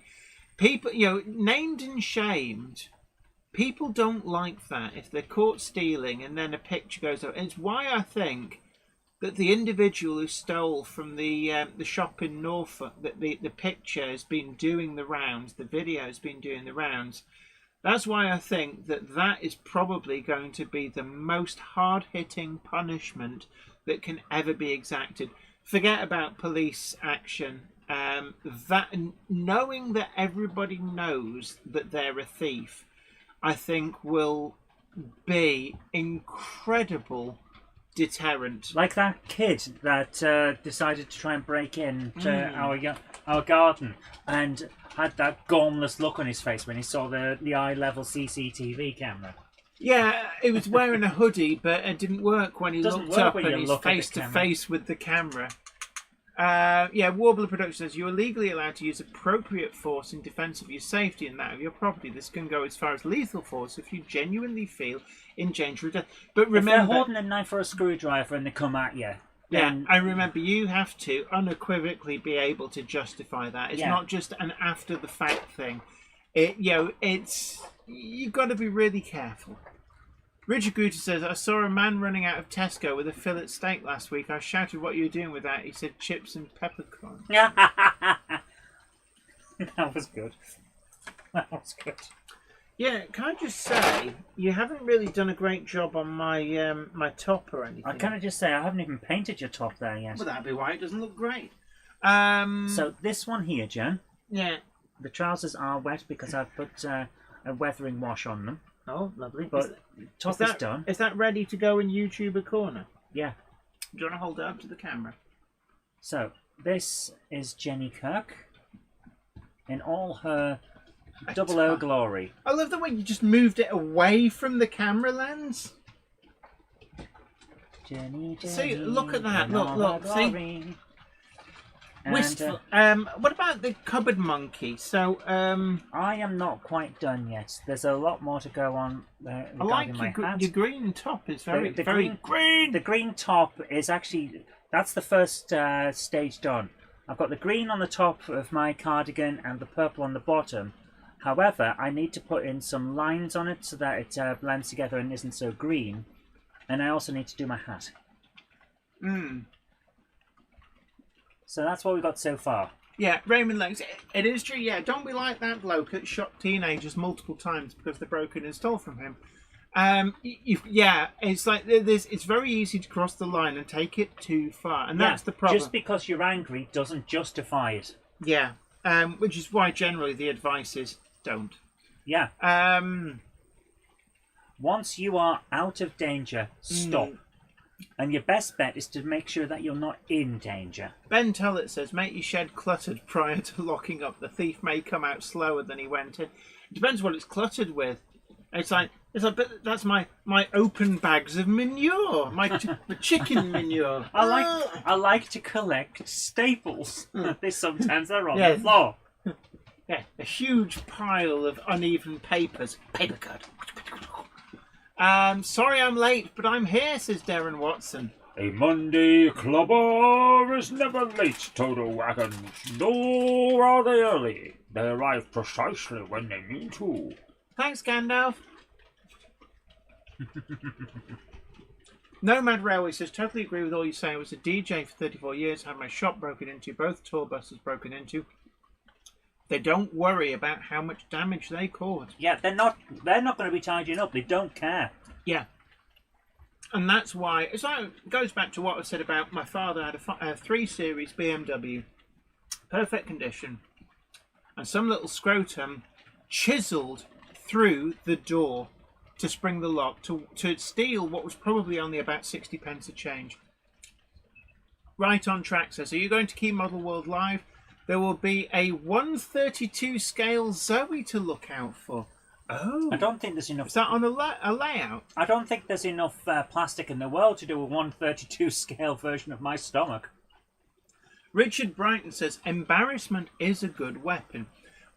We once had a guy take a dump on our patio. That is horrible. He took a chunk of long-term memory. I shared the CCTV footage all over the local social media. I bet you did. Got an anonymous apology and it never happened again. Yeah, and this is what I think is why that thief in Norfolk, that this kind of triggered all of this. Yeah. Iron Horse Railway says, Richard Brighton, you didn't mention that during my job interview. But no, that's why I think that actually sharing that mugshot of the person who stole that 08 shunter from, was it Smith's Models, and sharing them, I think that has actually had a much better deterrent effect than anything else. Because that person knows that everybody now knows that they are scum. And they'll never be able to show their face in model shops up and down the country. They could go on holiday to Speyside and go into the model shop there and they go, you're that scumbag, go away, you're banned. Going to model rail shows, everybody will just be looking at them going, hey look, it's that scumbag who went and stole stuff. Oh, get away, look at you come here to thieve something. And that's going to follow them around. I hope it does. And I think certainly that'll probably mean they'll never try that again. And hopefully there'll be other people who look at that and go, oh, actually, it's like maybe it's not worth it. Yeah, and that's what I keep coming back to. Yeah. We can police ourselves. Alvin Hall says, hi to all. I've been here for all the stream, just listening, just been sorting dinner. Hope all are well. Absolutely. Iron Horse Railway says, I said I was sorry. Richard Gruter says, maybe it was a deposit, Richard. Yeah, Patrick's absolutely right. Policing ourselves is all we can do. Yeah, and I think the best way to deal with this is actually don't make yourself a target. Yeah. And it's probably what the police would say as well, that, you know, the best way to help yourself is by making it so that they don't steal from you. It saves a lot of aggro. Believe me, not filling out insurance claim forms every day of my life really is the way to go, because it makes life so much less aggroful. Agroful. I just made that word up. It's like, is that a word? It is now. But you know, you need CCTV, and the thing about CCTV is it's a great deterrent. It's not that you found yourself going, well, here we got video footage of the scumbag. It tends to actually stop them from doing it in the first place. But we find with CCTV is you hear a weird noise in the night, you're like, what the hell was that? You can look back at it, so and peaceful. it's peace of mind.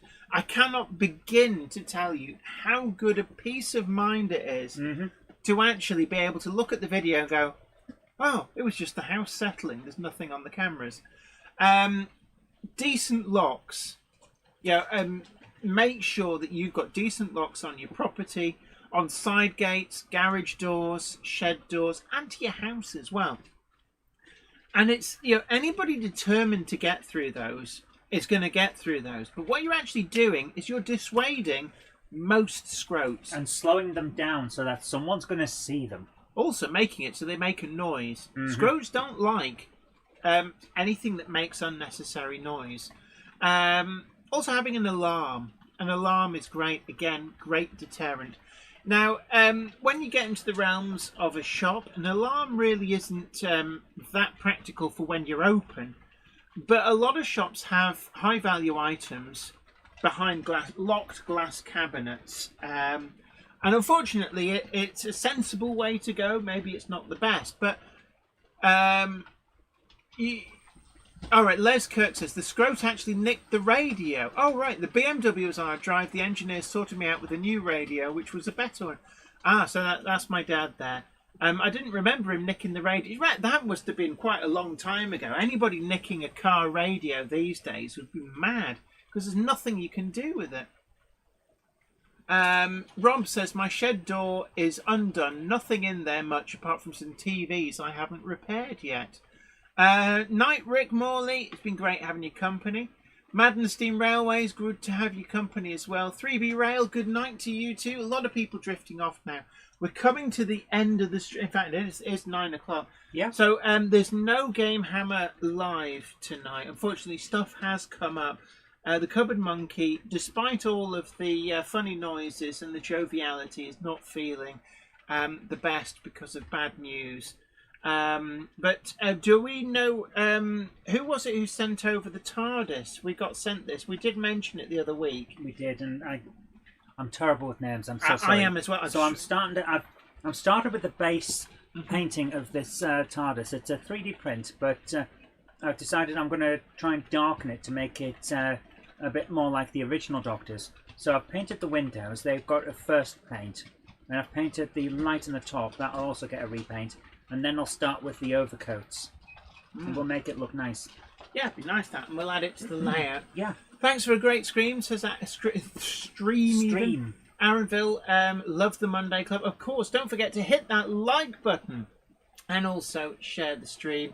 And consider subscribing if you've not already done so. Rubista's Trains and Travel says, I've spotted the TARDIS on the Jenny cam.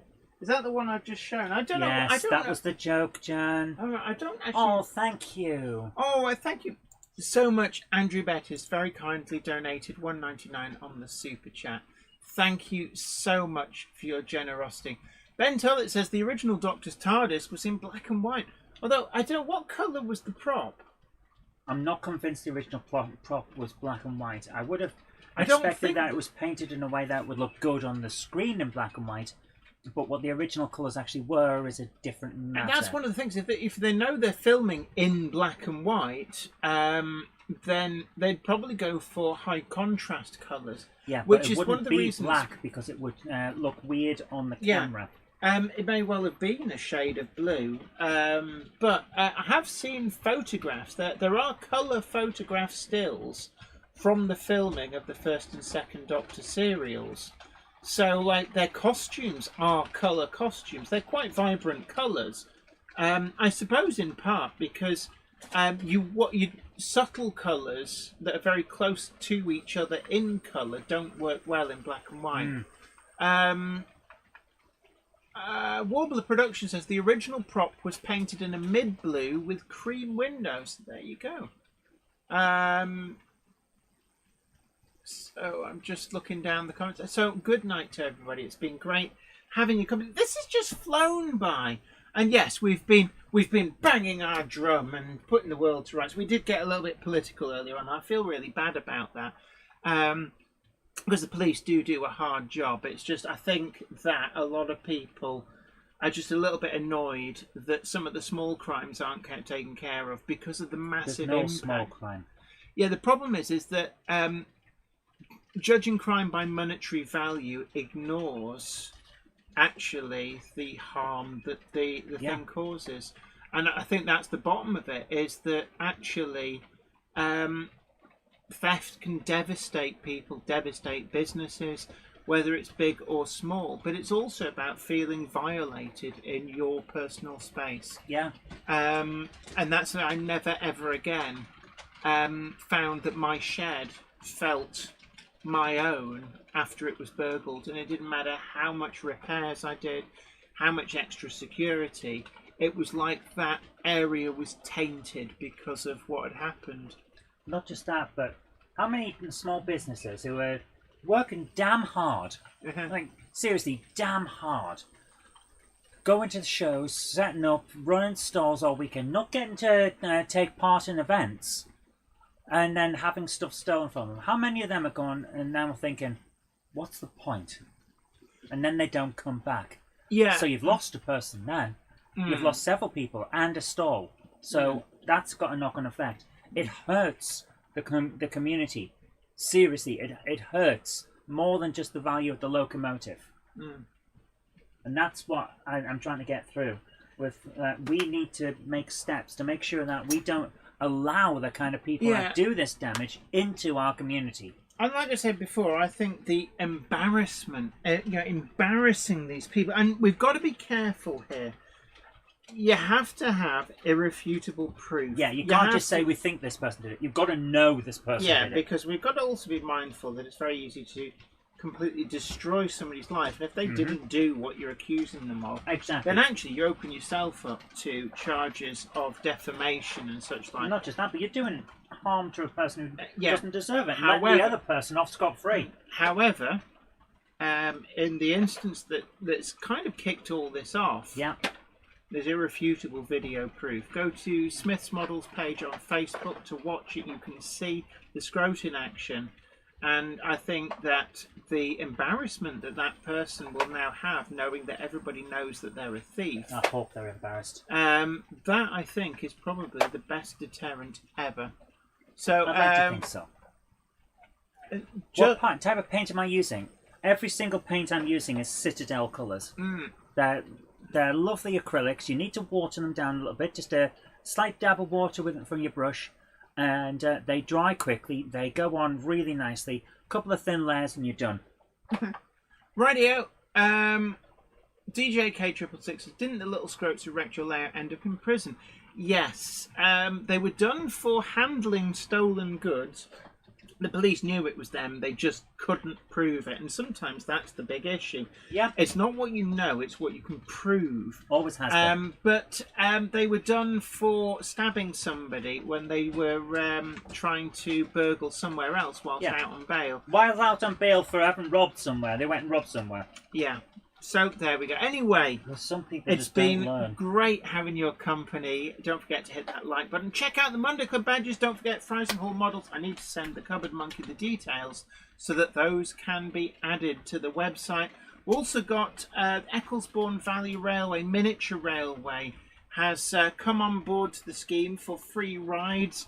I'm waiting for the firm details. I always say, just ask beforehand. I don't know off the top of my head what the details are, but that should be coming on stream as well. So until next time, you guys take great care of yourself. Happy modelling. Bye for now.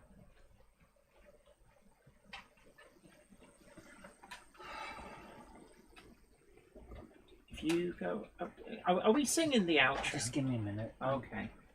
I was hoping to get through the whole thing without having to drop off, but I'm starting to. I understand. The train now departing is the 2108 service to Grove Street Yard, stopping at Myneth Tatis, Tatis Newarth, Eindhoven, Pittsburgh somehow, Packham on the back, Buxton on file, Hoggleton on the hill, that unnamed layout that Jenny said had a name, and it turned out it didn't have a name. Butts farting, all change at 3 cocks for Lord Hereford's knob, and then on to Grove Street Yard. It's 2108 service to Grove Street Yard. If you go up to the loft today, you're sure of a big surprise. If you go up to the loft today, you'll never believe your eyes. For every train there ever was, it's gathered there together because Today's the day that Jenny does the Monday Club. Take care, everyone. It's been amazing having your company. Don't forget to pick up your Monday Club badge. Also, Monday Club wagons are still available. We need them to sell out before we place an order for number 6 in the commissioning streak.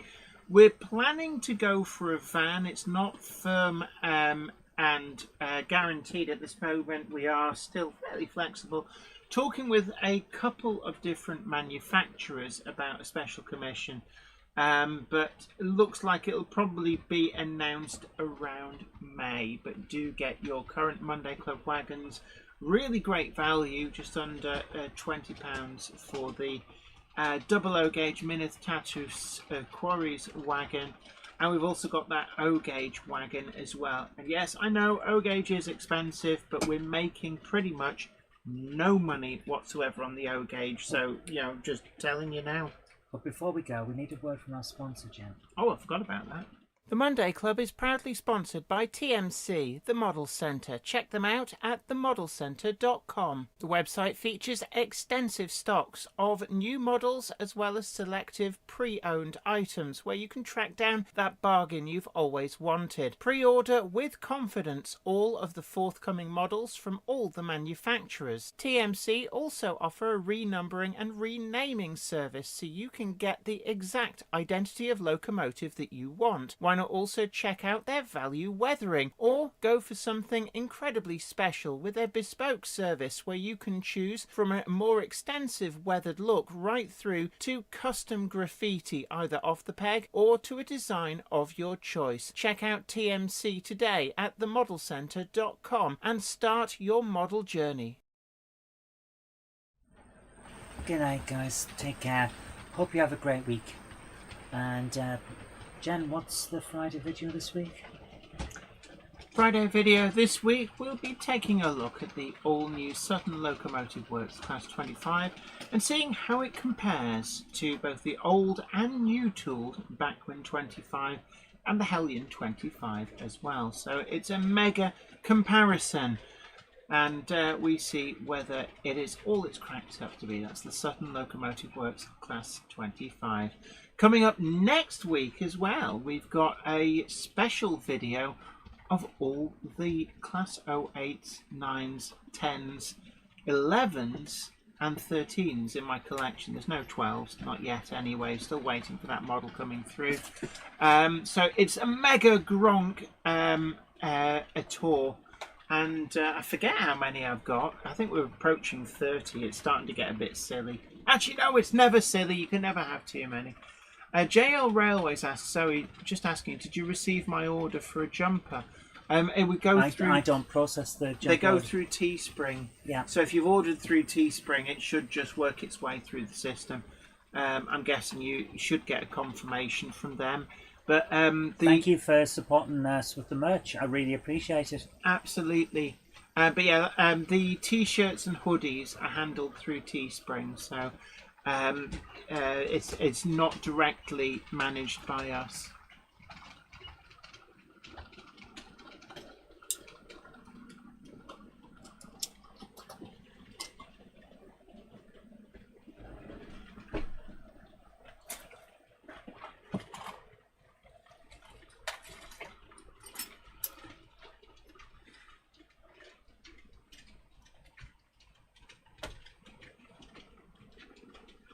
Just in time for us to say thank you so much for joining us tonight. Have a great evening, and bye for now. Bye.